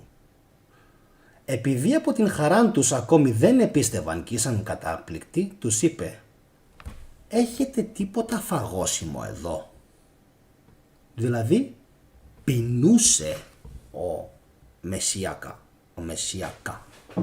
έτσι, ο Μεσσίας, Μεσσιακά που τον λένε οι Εβραίοι. Γιατί πεινούσε? Πώς γίνεται να πεινάει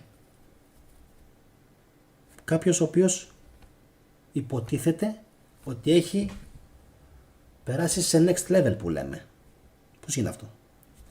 Του έδωκαν ένα κομμάτι από ψητό ψάρι και κυρίθρα από μέλι. Αυτός τα επήρε και έφαγε μπροστά τους.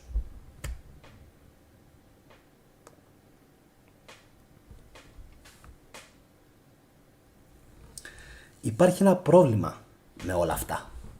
Ξέρετε, δεν στέκει καμία λογική. Και όχι μόνο αυτό. Είμαι σίγουρος ότι αυτά που σας λέω τώρα, κατά καιρούς, τα έχουν αναρωτηθεί πάρα πολλοί άνθρωποι. Δηλαδή, πώς γίνεται από την μία να εξαϊλώθηκε το σώμα του, αφού εξαϊλώθηκε, και μετά να τρώει. Γίνεται. Γίνεται. Δεν γίνεται. Αφού εξαϊλώθηκε από το μνήμα, έφυγε, πέταξε, βγήκε από εκεί μέσα και εξαϊλώθηκε. Μετά υλοποιήθηκε ξανά, έγινε πάλι συμπαγής μάζα, συμπαγής ύλη. Τι είναι αυτά ρε φίλε? Τι έχουν κάνει εδώ? Αυτοί έχουν ξεπεράσει εδώ πέρα όλους τους νόμους της φυσικής. Και ύστερα λοιπόν τους είπε, αυτοί είναι οι λόγοι που σας είπα ενώ ήμουν ακόμη μαζί σας, ότι δηλαδή πρέπει να εκπληρωθούν όλα όσα είναι γραμμένα στον νόμο του Μωυσέως εις τους προφήτας και εις τους ψαλμούς για μένα. Πού το είδαμε αυτό? Πού το είδαμε αυτό? Πριν λίγο. Το ίδιο πράγμα είναι αυτό που διαβάζαμε πριν από λίγο. Το Μωυσή, των προφητών και εις τους ψαλμούς. Δηλαδή με λίγα λόγια, τι σημαίνει αυτό? Χρησιμοποιούμε τους Εβραίους, τον Ιουδαϊσμό, όπου μας βολεύει. Ποιοι? Εμείς οι Ρωμαίοι. Γι' αυτό και σήμερα λέγονται οι Έλληνες Ρωμοί. Οι χριστιανοί Ορθόδοξοι λέγονται Ρωμοί σήμερα. Άμα τους ρωτήσετε, δεν τους κολακεύει ιδιαίτερα η λέξη Έλληνας. Τους κολακεύει η λέξη Ρωμοί. Γιατί? Γιατί έχουν σχέσεις με τη Ρώμη. Είναι όλοι μαζί στην ίδια πίτα. Τρώγανε όλοι μαζί σήμερα. Μέχρι σήμερα, συγγνώμη.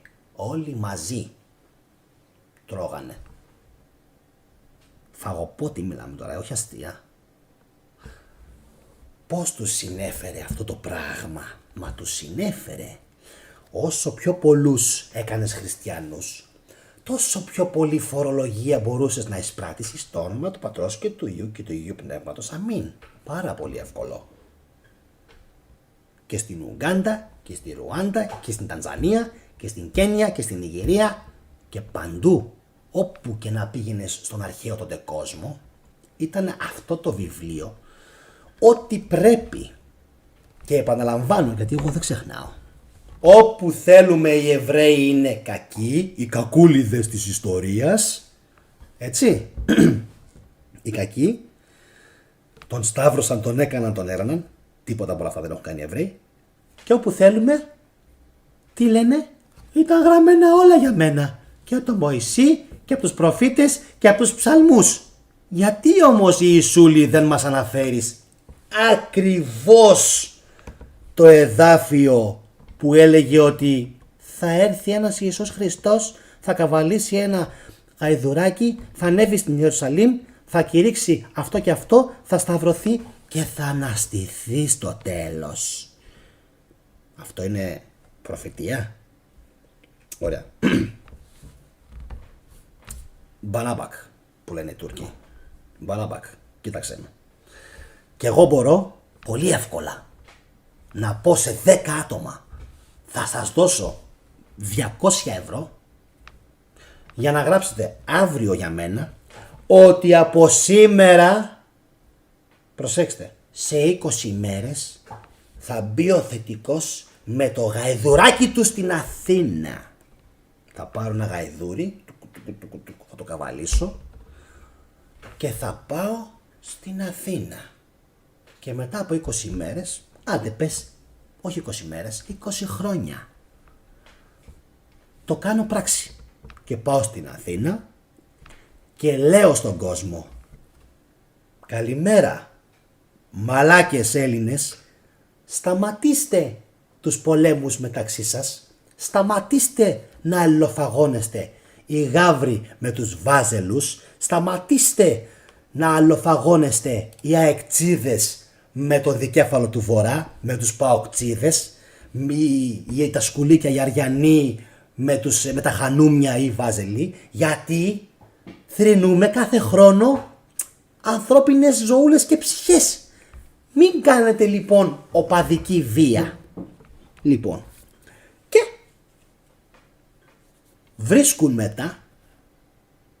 μετά ότι, προσέξτε, τα είχα γράψει όλα αυτά, λέει. Ναι, αλλά εγώ δεν τα ανέφερα όλα αυτά. Δεν είναι κάτι γραμμένο συγκεκριμένα. Δεν είναι κάτι γραμμένο.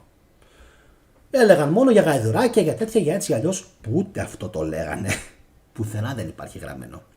Καταλαβαίνετε πόσο εύκολο είναι να δημιουργήσεις μία προφητεία. Μία προφητεία δεν είναι τίποτα απολύτως. Μπορείς, κυριολεκτικά μιλώντας, να δημιουργήσεις δικιά σου προφητεία, δικιά σου θρησκεία και δικούς σου οπαδούς. Υπάρχει μέχρι και βιβλίο. Οκ. Το πιστεύετε? Yes. Υπάρχει μέχρι και βιβλίο που σου λέει πώς να δημιουργήσεις δικιά σου θρησκεία. Τα βήματα όλα. Α, Β, Γ, Δ, Ε. Τέλος. Απίστευτο. Ωραία. Τότε λοιπόν τους άνοιξε το νουν να καταλάβουν τα γραφάς. Πάλι δεν λέει ποιας γραφάς. Και τους είπε, έτσι είναι γραμμένον. Πώς είναι γραμμένον? Δεν είμαστε κοτουρνίθια. Πώς είναι γραμμένον Ιησού? Πες μας και μας. Και έτσι έπρεπε ο Χριστός να πάθει. Και διπολική διαταραχή έχει. Είναι διπολικός. Και να αναστηθεί εκ νεκρών την τρίτη ημέρα. Απίστευτη επιβεβαίωση του Ιησού για τον εαυτό του. Και να κηρυχθεί στο όνομα του μετάνοια και άφεση αμαρτιών εις όλα τα έθνη, αρχίζοντες από την Ιερουσαλήμ. Γιατί τι είχε η Ιερουσαλήμ? Σκατά είχε η Ιερουσαλήμ. Τι είχε η Ιερουσαλήμ? Μια χαρά πόλη ήτανε. Γιατί η μετάνοια και άφεση αμαρτιών? Η Ιερουσαλήμ. Επειδή δεν πήρνε φόρο.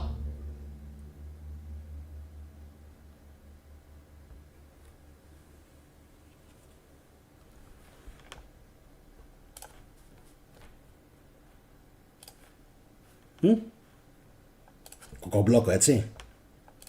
Κοκομπλόκο. Γιατί? Τους βλέπετε τι κάνουν. Αυτός είναι ο τρόπος. Πού είναι το? Κάπου εδώ. Εδώ. Πού το αναφέρει?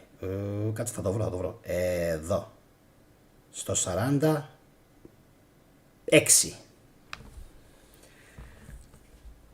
Έτσι είναι γραμμένον και έτσι έπρεπε ο Χριστός να πάθει.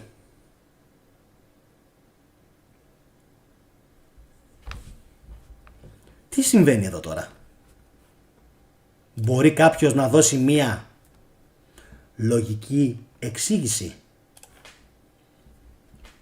Είναι σαν να δημιουργεί πάλι η Ρώμη τη δικιά της ιστορία. Έτσι έπρεπε να γίνει και ο Χριστός να πάθει και να αναστηθεί εκ νεκρών την τρίτη ημέρα. Σας θυμίζει κάτι αυτό? Πολύ ωραία. Το ίδιο ακριβώς εδάφιο που διαβάσαμε πριν από λίγο, όπου πάλι λέγανε μεταξύ τους αυτοί οι δύο από την Εμαούς το ίδιο πράγμα. Αναστήθηκε την τρίτη μέρα. Καλά, δεν άκουσες εσύ τι έγινε? Λες και ακούω τη Μαριγώ και την κυρία Χάιδο να μιλάνε και να λένε καλά, δεν άκουσες εσύ τι έγινε? Να, δεν είδες ότι πριν 3 μέρες εσταυρώθη και πέθανε κάποιος και αναστήθηκε μετά? Είναι ακριβώς το ίδιο πράγμα. Ακριβώς. Σαν να ακούς δύο γιαγιάδες. Δεν έχω τίποτα με τις γιαγιάδες, τις αγαπάω όλες. Δύο γιαγιάδες κοτσομπόλες στο χωριό και λένε «Α, μωρή!» Αυτό ακριβώς. Δεν ξέρεις τι έγινε? Να, μωρέ, πριν 3 μέρες. Εδώ μιλάει λες και έχει διπολική διαταραχή. Αναφέρεται στον εαυτό του και λέει έτσι έπρεπε να γίνει. Ο Χριστός έπρεπε να πάθει και να αναστηθεί εκ νεκρών. Δείτε λίγο εδώ τώρα τι τρέλα, τι παπά σας πουλάνε. Έτσι έπρεπε να γίνει. Αυτό. Να αναστηθεί εκ νεκρών την τρίτη ημέρα. Ιησού δεν τα υπολογίζεις καρά. Παρασκευή απόγευμα είναι Σάββατο απόγευμα, Κυριακή πρωί είναι βία 2 μέρες. Για την ακρίβεια 1,5 μέρα είναι. Αυτό το αναστάσεις εκ νεκρών την τρίτη ημέρα δεν ξέρω πώς τους έκατσε. Βέβαια, να είστε καλά για τις καρδιές, βέβαια ξέρω πώς τους έκατσε. Έπρεπε να μας πουλήσουν το παπά, Πατήρ, Υιός και Άγιο Πνεύμα, Αγία Τριάδα. Έπρεπε το 3 νουμερολογικά να παίξει ρόλο. Γιατί ξέρετε, βρήθηκε από νουμερολογίες αυτό. Αυτοί που δεν πιστεύουν στην αστρολογία και στην αλχημία, αυτοί που δεν πιστεύουν στη δυσιδαιμονία, 40, 12, 144. Μην νομίζετε ότι κοιμάμαι. Μην νομίζετε ότι κοιμάμαι. Ξέρω και 5 πράγματα από τον πλατωνισμό. Άιντε τώρα. Και όχι μόνο. Και πολλά άλλα. Δεν χρειάζεται σήμερα. Καβάτζα για το μέλλον. Είμαστε εντάξει. Εντάξει είμαστε. Και να κηρυχθεί λοιπόν άφες αμαρτιών αρχίζοντας από την Ιερουσαλήμ. Κοίτα ρε κόλλημα με την Ιερουσαλήμ που είχαν οι Ρωμαίοι. Εδώ τους καθότανε. Εδώ η Ιερουσαλήμ. Τότε. Γιατί όπως τότε έτσι και σήμερα ήθελαν να έχουν, εννοείται, την κυριαρχία και την εξουσία αυτής της πόλης. Γιατί οι Δυτικοί, σήμερα οι Σιωνιστές, τότε οι Δυτικοί, σήμερα οι Σιωνιστές, Αμερικάνοι, Ισραηλινό λόμπι και όχι μόνο και οι Έλληνες. Τι, είναι δυνατόν να μιλάς έτσι? Να σας πω ένα μυστικό. Σιωνιστές, Σιών, Θειών, κάποιοι το λένε και αυτό, ότι παίζει, ότι το Σιών, έτσι, ότι έχει σχέση, αφήστε το, με εμάς, τους Έλληνες. Μεγάλη ιστορία, άλλο απόκριφο γι' αυτό. Σιών, Θειών και πάει αλλού η βάρκα. Το βαστάνε αυτό. Λοιπόν, τους είναι πολύ σημαντική η Ιερουσαλήμ για πολλούς λόγους. Είναι κυριολεκτικά η σύνδεση, δείτε με, η σύνδεση για την Αφρική, για την Ασία, για τη Μεσόγειο, για την Ευρώπη, για την Ρωσία και για ολόκληρη την Ήπειρο της Ασίας. Είναι στρατηγικά μιλώντας, από εκείνη την εποχή ακόμα, πάρα πολύ σημαντική και για το παγκόσμιο εμπόριο και για τα περάσματα και για λόγους ενεργειακούς. Τα έχω αναλύσει σε άλλες μου εκπομπές αυτά, αλλά το κυριότερο είναι για λόγους ελέγχου από τους Σιωνιστές. Και στους Σιωνιστές αυτούς συμμετέχουν και Ρώσοι, κανονικότατα, και Έλληνες, μην τρελαίνεστε, κανονικότατα. Κάποιος λέει Σιωνιστές είναι μόνο Ισραηλινοί. Τι λες ρε φίλε? Και Πορτογάλοι και Γερμανοί, ξέρω, και από το Εστορίλ κιόλας, στην Πορτογαλία, ένα σωρό Σιωνιστές, εκατομμυριούχοι, δισεκατομμυριούχοι, και Έλληνες και πλειοκτήτες και επιχειρηματίες και Ρώσοι. Και όχι μόνο, από όλες τις χώρες υπάρχουν Σιωνιστές. Και τι λέει στη συνέχεια? Εσείς είστε μάρτυρες αυτών των πραγμάτων και ιδού εγώ στέλνω σε εσάς ό,τι υποσχέθηκε ο πατέρας μου. Σεις δε καθίστε στην πόλη Ιερουσαλήμ, έως ότου ενδυθείτε δύναμιν εξ ύψους. Καθίστε στην πόλη Ιερουσαλήμ. Όταν λοιπόν έχεις τον Ιησού, τον υποτιθέμενο Ιησού, γιατί κανονικός Ιησούς δεν υπήρξε, να λέει καθίστε στην πόλη Ιερουσαλήμ έως ότου ενδυθείτε δύναμιν εξ ύψους, δεν είναι σαν να σου λέει ότι κοιτάξτε αυτή την πόλη δεν μπορούν να την έχουν υπό έλεγχο οι Παλαιστίνοι. Έλεος. Γιατί πρέπει λίγο να μιλήσουμε και για το σήμερα. Κατεδαφίστε αυτήν την πόλη, σας παρακαλώ πολύ. Ωραία. Ή αν μπορείτε κάντε την δώρο σε κάποιον άλλον. Να μην την έχουν όμως οι Παλαιστίνοι με τίποτα. Ούτε τίποτα Έλληνες, ούτε Αιγύπτιοι, ούτε Ιρακινοί, ούτε Σύριοι, ούτε Λιβανέζοι, ούτε Ιορδανοί. Όχι. Πρέπει να την έχουν οι Σιωνιστές. Και συνεχίζουμε. Αν η Ανάσταση ήταν αυθεντική και πραγματική, συνεχίζει ο Άμπελεν, τότε για ποιο λόγο θα κρυβόταν, και το λέει πολύ ωραία, ο ψευτοαναστημένος, γιατί αυτό ήταν, ο ψευτοαναστημένος Ιησούς, στους δημόσιους χώρους? Για ποιο λόγο? Κρυβόταν παντού και εξαφανιζόταν από του. Ακόμη και από τους ίδιους του τους φίλους. Γιατί οι τελευταίοι δεν τον αναγνωρίζουν στον δρόμο της Εμαούς? Ερωτηματικά τα οποία είναι πάρα πολύ εύλογα, τα οποία έχουν τεθεί και στο παρελθόν και σήμερα, και έχω πάρει τις πιο αλόκοτες, τις πιο ηλίθιες, τις πιο αναλφάβητες και τις πιο καθυστερημένες απαντήσεις από μερικούς. Δεν είδα να υπάρχουν άνθρωποι οι οποίοι έδωσαν καλές απαντήσεις, και όταν μερικοί μπαίνουν και μου γράφουν ότι το γελιοποιείς αυτό το πράγμα, φυσικά και το γελιοποιώ. Εννοείται. Γιατί αξίζει γελιοποίησης. Έτσι είναι αυτά. Γιατί οι τελευταίοι λοιπόν δεν τον αναγνωρίζουν? Γιατί η Μαρία Μαγδαληνή τον περνάει για τον Κυπουρό και τρομάζει κιόλας? Και τρομάζουν και οι φίλοι του και οι μαθητές του, υποτίθεται μαθητές του. Γιατί? Απλούστατα γιατί είχε το πρόσωπο του Ιωσήφ της Αριμαθίας. Να λοιπόν που ο Άμπελεν δίνει μια πάρα πολύ εύστοχη απάντηση. Και συνεχίζουμε, και από το πρόσωπο του τελευταίου, του Ιωσήφ της Αριμαθίας, βγάλανε, να πούμε και τη λέξη μάλλον, για να είμαστε και σωστοί, μάλλον ένα γύψινο εκμαγείο που βαμμένο και στολισμένο με γένια και μπουστάκια έδωσε τη δυνατότητα στον ψευτοαναστημένο Ιησού να κυκλοφορεί άνετα μέχρι ενός βαθμού, χωρίς τον κίνδυνο μιας νέας σύλληψης που θα οδηγούσε αναπόφευκτα σε μια καινούρια σταύρωση.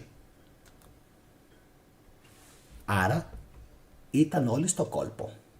Μάλλον όλοι στο κόλπο, ή τουλάχιστον κάποιοι Ρωμαίοι ήταν στο κόλπο, για να μπορέσετε σήμερα εσείς, οι Ορθόδοξοι Χριστιανοί φανατικοί, να πιστέψετε ότι όντως έχουν συμβεί όλα αυτά τα πράγματα, ότι αναστήθηκε και. Είμαστε ok? Θα ήθελα πάρα πολύ να ακούσω την γνώμη του κόσμου,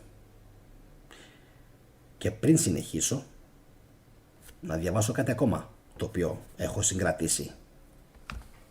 Έτσι, αναφέραμε το εκμαγείο, αναφέραμε αυτό που είχε βάψει, αναφέραμε τον τρόμο που προκαλούσε, προφανώς, γιατί κάποιοι μάλλον αντιλαμβάνονταν ότι παίζει απάτη και ότι δεν μπορούσε πολύ να φανερώνεται αυτός που το παίζει αναστημένος, γιατί φοβόταν να μην το συλλάβουν και τον καθαρίσουν όντως, γιατί μάλλον έκαναν απάτη.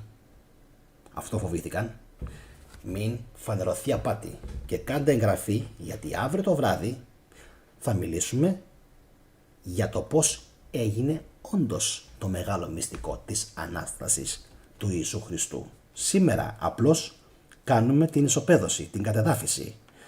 Αύριο όμως το βράδυ θα μιλήσουμε για το πώς ακριβώς έγινε και τι τέχνασμα χρησιμοποίησαν. Λοιπόν, αν ο Ιησούς είχε πράγματι αναστηθεί, και αυτά τα ερωτήματα τα είχα θέσει τον εαυτό μου από μικρό παιδί, τότε τι τον εμποδίζει ή τι τον εμπόδιζε να παρουσιαστεί εμπρός στον Πόντιο Πιλάτο και στους αξιωματικούς του? Να πάει να πει, άντε ρε που δεν πιστεύατε σε μένα, κοίτα εδώ πως κοίτα εδώ τώρα τι έκανα, αναστήθηκα, γιατί δεν πίστευες? Έτσι ακριβώς δεν έκανε και στους μαθητές του. Γιατί κάποιος θα πει, έλα μωρέ εσύ τώρα, είναι δυνατόν να γίνει τόσο κακούλης ο Ιησούς, ο οποίος μας έχει δείξει καλό πρόσωπο? Καλό πρόσωπο. Καλό πρόσωπο. Σίγουροι, μάλλον δεν έχετε δει πολλά μου βίντεο. Καλό πρόσωπο. Η αλήθεια είναι ανάμεσα στις γραμμές. Λοιπόν, γιατί πήγε μόνο στους πιο πιστούς και έμπιστους και απέφυγε όλους τους υπόλοιπους σαν την κατάρα? Γιατί τους αποφύγει όλους τους υπόλοιπους? Τι φοβήθηκε? Βάλτε το μυαλό σας να δουλέψει. Πρόκειται για φάσα, πρόκειται για απάτη. Αυτό φοβήθηκε. Αυτό φοβήθηκαν όλοι βασικά που συμμετείχαν στο κόλπο. Γι' αυτό και τους βλέπουμε, γι' αυτόν ακριβώς τον λόγο να είναι τόσο φοβισμένοι όλοι όσοι συμμετέχουν σε αυτό το όμορφο, καλωστημένο παιχνίδι φάρσα. Οκ, μέχρι εδώ. Πάμε παρακάτω. Γιατί δεν πήγε να παρουσιαστεί εμπρός στον Ηρώδη τον Αντίπα ή ακόμα και στον Καϊάφα, αδιαφορώντας για τους φύλακες τα τείχη και τις μπρόντζινες πόρτες? Τι μεγαλύτερος θρίαμβος από το να αποδείξει, υποτίθεται, σε όλους αυτούς την παντοδυναμία του και να τους τιμωρήσει για τη σταύρωσή του ή τουλάχιστον να τους την πει? Και φυσικά αναφέρομαι σε ποιον? Στους Φαρισαίους. Γιατί δεν πήγε εκεί? Να τους πήρε, μάγκες, δεν με πιστεύατε? Να πούνε και αυτοί, όντως, εσύ, αυτός όντως τελικά αναστήθηκε. Για ποιο λόγο το λέω έτσι? Ξέρετε, γιατί οι πιο άπιστοι στον χριστιανισμό είναι οι ίδιοι οι Ορθόδοξοι Εβραίοι.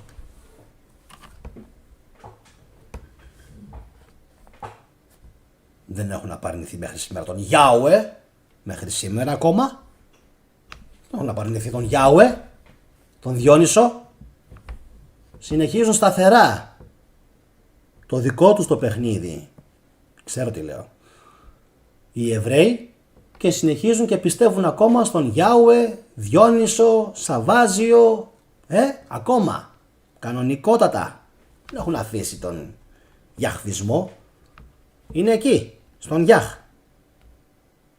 Γιατί δεν πήγε κατευθείαν στους ιερείς, στο ναό, να τους πει, ρε εσείς, αν δεν πιστέψει ο λαός μου, mi gente που λένε και οι Ισπανοί, ο λαός μου, ποιος θα με πιστέψει? Οι Έλληνες, οι ειδωλολάτρες οι Έλληνες? Εσείς πρέπει να με πιστέψετε. Και τελικά ξέρετε τι έγινε? Με πάρα πολλούς πολέμους και πάρα πολύ σπαθί και πάρα πολύ σκλαβιά έγιναν οι Έλληνες χριστιανοί. Το έχουμε μέχρι εδώ. Πολύ ωραία. Για να δούμε τι λέει και ο Άμπελεν. Ακόμη καλύτερα λέει, τι περίμενε για να φανερωθεί εμπρός στους ιερείς μέσα στο ναό, δικαιώνοντας έτσι τα ίδια του τα λόγια. Ανοίγει παρένθεση.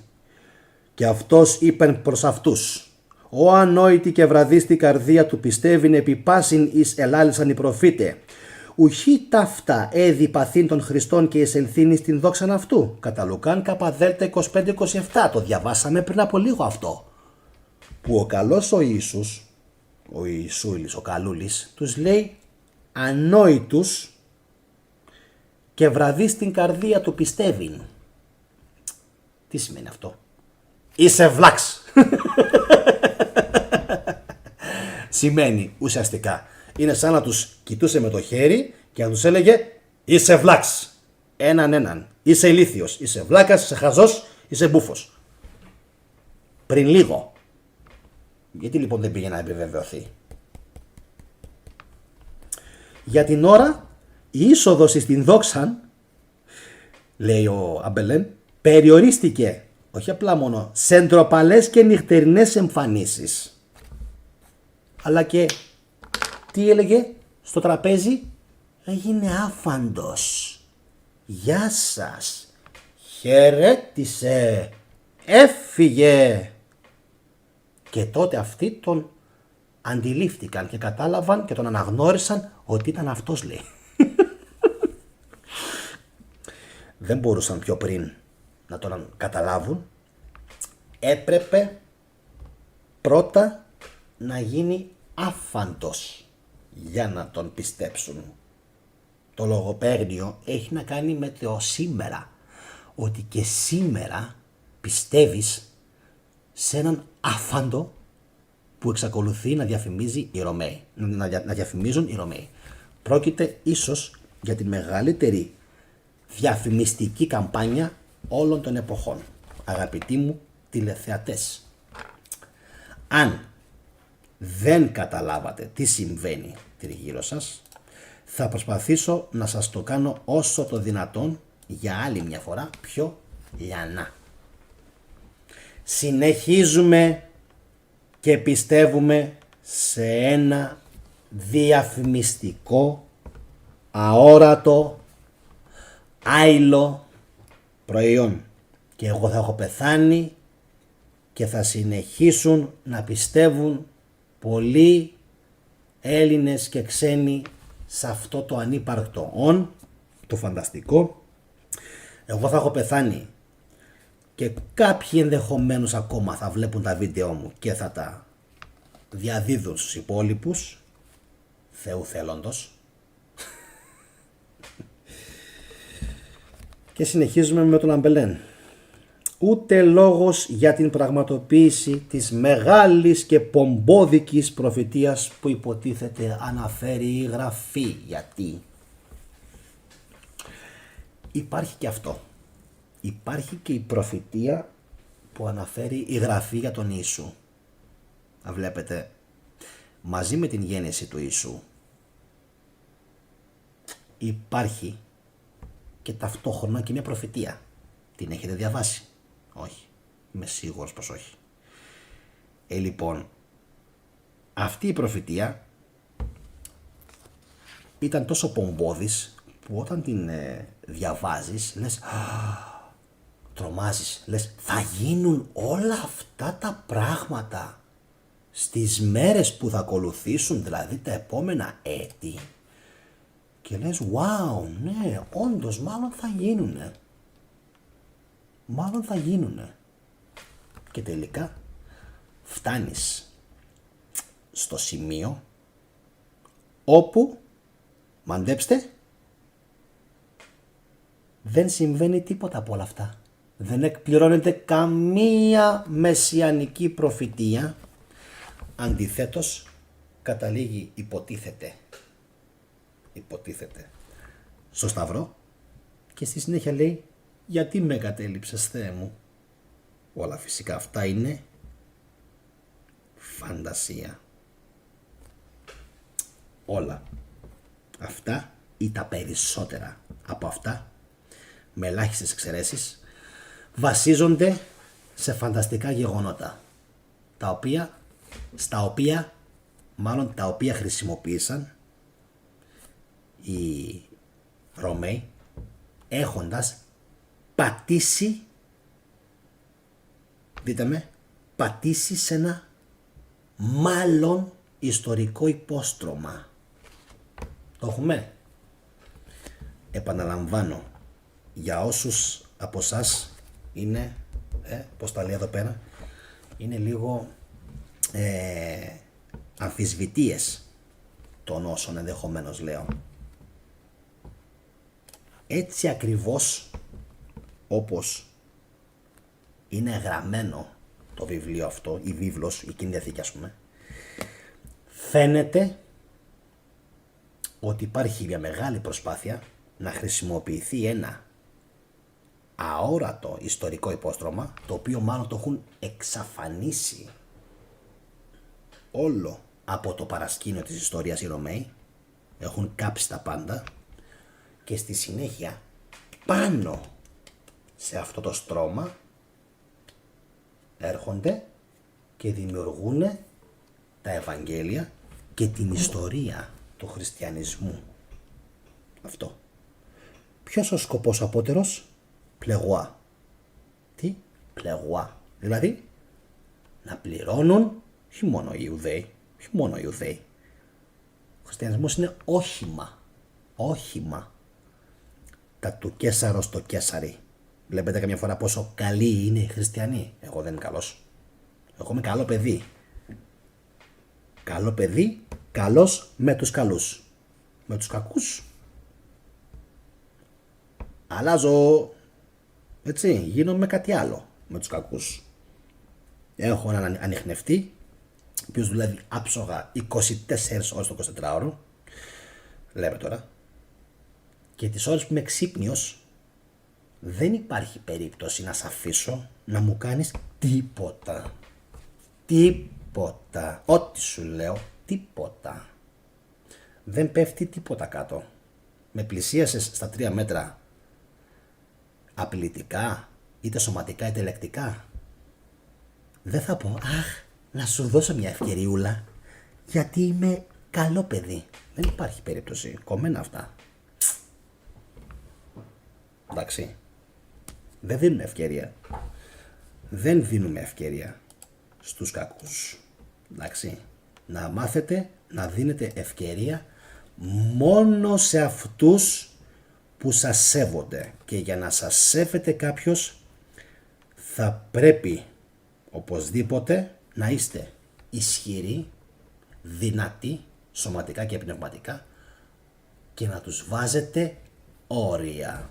Μέχρι εδώ σε παίρνει, παρακάτω αηδιάζω να ακούσω το παραμικρό που μου λες, φίλα μου ή φίλοι μου. Είσαι μέχρι εκεί. Κοιτάξτε, μέχρι εκεί. Να τους βάζετε όρια. Τέλος, δεν περνάς από εδώ. Εντάξει, αυτό εννοώ. Ότι έχεις την άμυνα σου ψηλά, εκεί που πρέπει, και είσαι χαλαρός, εκεί που γουστάρεις με τους φίλους σου και με την παρέα σου και με όλα αυτά. Λοιπόν, 2,5 ώρες κράτησε αυτή η εκπομπή. Πολύ γέλιο. Πολύ γέλιο. Πολύ αποκάλυψη όμως. Τρομερές αλήθειες. Σήμερα έβαλα όλο μου το στυλ. Όλο μου το είναι. Δεν ήθελα να είμαι ούτε μονίμως χαχαχαχουχου, αλλά ούτε και να είμαι to the point και αυστηρός και να κάνω αυτό. Ούτε αυτό μ' αρέσει. Δεν μ' αρέσει. Μ' αρέσει να βάζω σε κάθε βίντεο την πινελιά μου. Ξέρετε γιατί? Γιατί κάποια μέρα θα πεθάνω. Και αυτό που κάνω εδώ τώρα δεν είναι απλά μόνο μία αποκάλυψη μερικών αληθιών. Θα μπορούσα να πω α, β, γ, δ, ε, τέλος. Για ποιο λόγο δεν το κάνω? Για να περνάει ο κόσμος καλά μαζί μου, να διασκεδάζει, να χαίρεται να με βλέπει, να απολαμβάνει αυτό που βλέπει. Να μην είναι ένα ψεύτικο πράγμα όπως βλέπω στα υπόλοιπα τα κανάλια, τα χαζοκάναλα του YouTube, που είναι όλοι μπλα μπλα μπλα μπλα μπλα μπλα μπλα μπλα μπλα μπλα μπλα μπλα μπλα μπλα. Καλό μεσημέρι, εγγραφή στο κανάλι, κάντε και ένα like και αυτό. Δεν το μπορώ αυτό το πράγμα. Το συχαίνομαι. Δεν το μπορώ. Δεν το μπορώ. Θέλω να βγω όπως βγαίνω τώρα. Live. Ζωντανά. Να πω αυτά που είναι να πω. Πολλές φορές να επικοινωνήσω με τον κόσμο που με βλέπει. Εντάξει, τον Νίκο, τον Γιάννη, τον Κώστα, την Εκάτη, την Γεωργία, την Χρύσα, την Ελευθερία, τον Αρβανίτη, τον Αντώνη, όλους τους φίλους, τον Χαράλαμπο. Είστε πάρα πολύ, την Ελευθερία, είστε τόσοι πολλοί. Ο Αλέξανδρος, η Μαρία και τόσα πολλά άτομα που δεν χάνουν εκπομπή. Όχι απλά μόνο για το χριστιανισμό. Εκπομπή, ρε φίλε. Εκπομπή. Δεν είμαι κάποιος ιδιαίτερος άνθρωπος. Έχω ιδιαιτερότητες. Εντάξει. Έχω ιδιαιτερότητες. Όλοι οι άνθρωποι είναι ιδιαίτεροι. Όλοι. Τι συμβαίνει όμως? Εμείς που ψαχνόμαστε, ανακαλύπτουμε τελικά ποιοι είμαστε και τι δυνάμεις έχουμε. Όλοι είστε ιδιαίτεροι, ο καθένας από εσάς που με βλέπετε τώρα, και όσοι με μισείτε κιόλας, δεν πειράζει, χαλάλι σας. Πόσο με νοιάζει, δεν πειράζει. Εντάξει, ας με μισείς. Με νοιάζει όμως να ξέρεις ότι όλοι είστε ιδιαίτεροι και όλοι μπορείτε να δημιουργήσετε όμορφα πράγματα και μετά μια καλή ημέρα να πάρουμε τον μπούλο και να φύγουμε από αυτόν τον όμορφο κόσμο, άσχημο κόσμο, ειρηνικό κόσμο, σαδιστικό κόσμο. Είναι τα πάντα αυτός ο κόσμος. Ό,τι θέλετε θα το βρείτε σε αυτόν εδώ τον πλανήτη. Έτσι. Οπότε, γιατί όχι. Μπορείτε κάλλιστα να επιλέξετε πώς θα ζήσετε. Έτσι, Ηλιάνα μου, που φυσικά δεν ξεχνάω να ξέρετε κανέναν από το κανάλι αυτό. Όσοι συνδέονται, και μία παράκληση μικρή, αν γίνεται, να έχετε ίδια ονόματα στο YouTube και στο Facebook. Γιατί ρε εσείς μου στέλνετε αιτήματα και δεν ξέρω ποιος είστε στο YouTube και ποιος είστε στο Facebook. Και επειδή εγώ ο μαλάκας, γιατί μαλάκας είμαι, πολλές φορές σας έχω πει γράψτε μου πώς λέγεστε στο YouTube και κανένας δεν μου στέλνει πώς λέγεται. Θα σας φάω, σκατά έχω. Τι θα πάθετε αν μου πείτε ότι λέγομαι Μαρία Ταρακοπούλου, Τζορτζόπουλος Γιώργος? Θα σας φάει κανένας λάχανο τη ζωή? Τι θα σας κάνουμε δηλαδή? Τι φοβάστε να πείτε ποιοι είστε? Δεν πρόκειται να κάνω καμία αποδοχή στο Facebook φιλικού αιτήματος, καμία, αν δεν ξέρω ποιος είσαι, αν δεν έχεις κοινοποιήσει βίντεο μου, αν δεν έχεις ανεβάσει βίντεο μου, αν δεν έχεις ανεβάσει Αρχαία Ελλάδα, αν δεν έχεις πει ποιος είσαι στο κανάλι. Πού θα ξέρω εγώ ποιος στο διάλο είσαι? Πού θα καταλάβω εγώ να σε κάνω αποδοχή? Έτσι, δεν μπορώ να τα ξέρω όλα. Τι φοβάστε μερικοί? Γράφει ο άλλος, έχει κάτι ονόματα παράξενα. Λέω, είναι δυνατόν ο άλλος τώρα να περιμένει εγώ να τον προφέρω με αυτό το όνομα? Εγώ έχω βάλει όνομα π.χ. Μυρμηδόνας. Έτσι. Και ο άλλος, άμα δεις, τώρα, δηλαδή και τώρα άμα κάτσω και ανέβω πιο πάνω, έχει κάποια ονόματα τα οποία δεν μπορείς να τα προφέρεις καν, ρε φίλε. Δηλαδή δεν προφέρονται καν. Έτσι. Οπότε, νούμερο 1, κάνουμε ένα όνομα το οποίο είναι απλό στο διάβασμα. Firefly Earth. Τι ωραίο. Χρήστος Αρβανίτης. Μπαμ. Αντώνης Πρέμος. To the point. Και το ίδιο να το έχετε και στο Facebook. Να μπορώ να ξέρω ποιοι είστε. Ιδάλλως, με βλέπετε, δεν κάνω αποδοχή. Δεν κάνω. Και ο λόγος που δεν κάνω είναι ακριβώς αυτός. Ποιος? Ότι δεν ξέρω ποιος με ακολουθεί και ποιος απλά είναι κοινός μαλάκας και θέλει να μου πει τη βλακεία του στο Messenger, να μου γράψει κριτική, να μου πει θετική τον παίρνεις. Σε πληροφορώ, δεν τον παίρνω καθόλου. Μια χαρά τον δίνω και μάλιστα πολύ πολύ περισσότερο από τον μέσο άντρα, φίλε μου, που με λες ότι τον παίρνω. Ούτε τον παίρνω, ούτε και τον γέρνω. Εντάξει είμαστε. Το αντίθετο μάτσα συμβαίνει. Τι να σου πω τώρα? Να ρωτήσεις της πρώην μου? Χαλάλι σας. Αυτά από μένα για σήμερα. Αν σας φάνηκε η σημερινή εκπομπή πολύ δυνατή, να δούμε τι θα πείτε για την αυριανή. Εκεί να σας δω. Τι θα γίνει αύριο το βράδυ. Που θα γίνει το ολικό ξεσκέπασμα της Ανάστασης του Ιησού Χριστού. Εκεί να σας δω. Πριν φύγω, like, κοινοποίηση, εγγραφή. Μακάρι να είχε άλλα 20 πράγματα να σας πω. Δεν έχει. Κάνε like, κάνε κοινοποίηση, κάνε εγγραφή. Πέσε παρά 20 κάμψεις. Λοιπόν, κάνε βάρη, δικέφαλο, τρικέφαλο, 10 sprint. Επίσης, μην ξεχάσεις οπωσδήποτε πριν κοιμηθείς να κάνεις διαλογισμό. Αυτό είναι αλήθεια.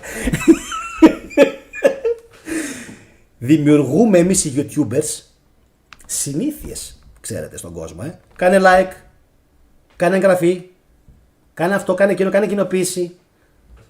Και εγώ το κάνω. Εγώ να πεθάνω να με κάψει ο Θεός, αν υπάρχει.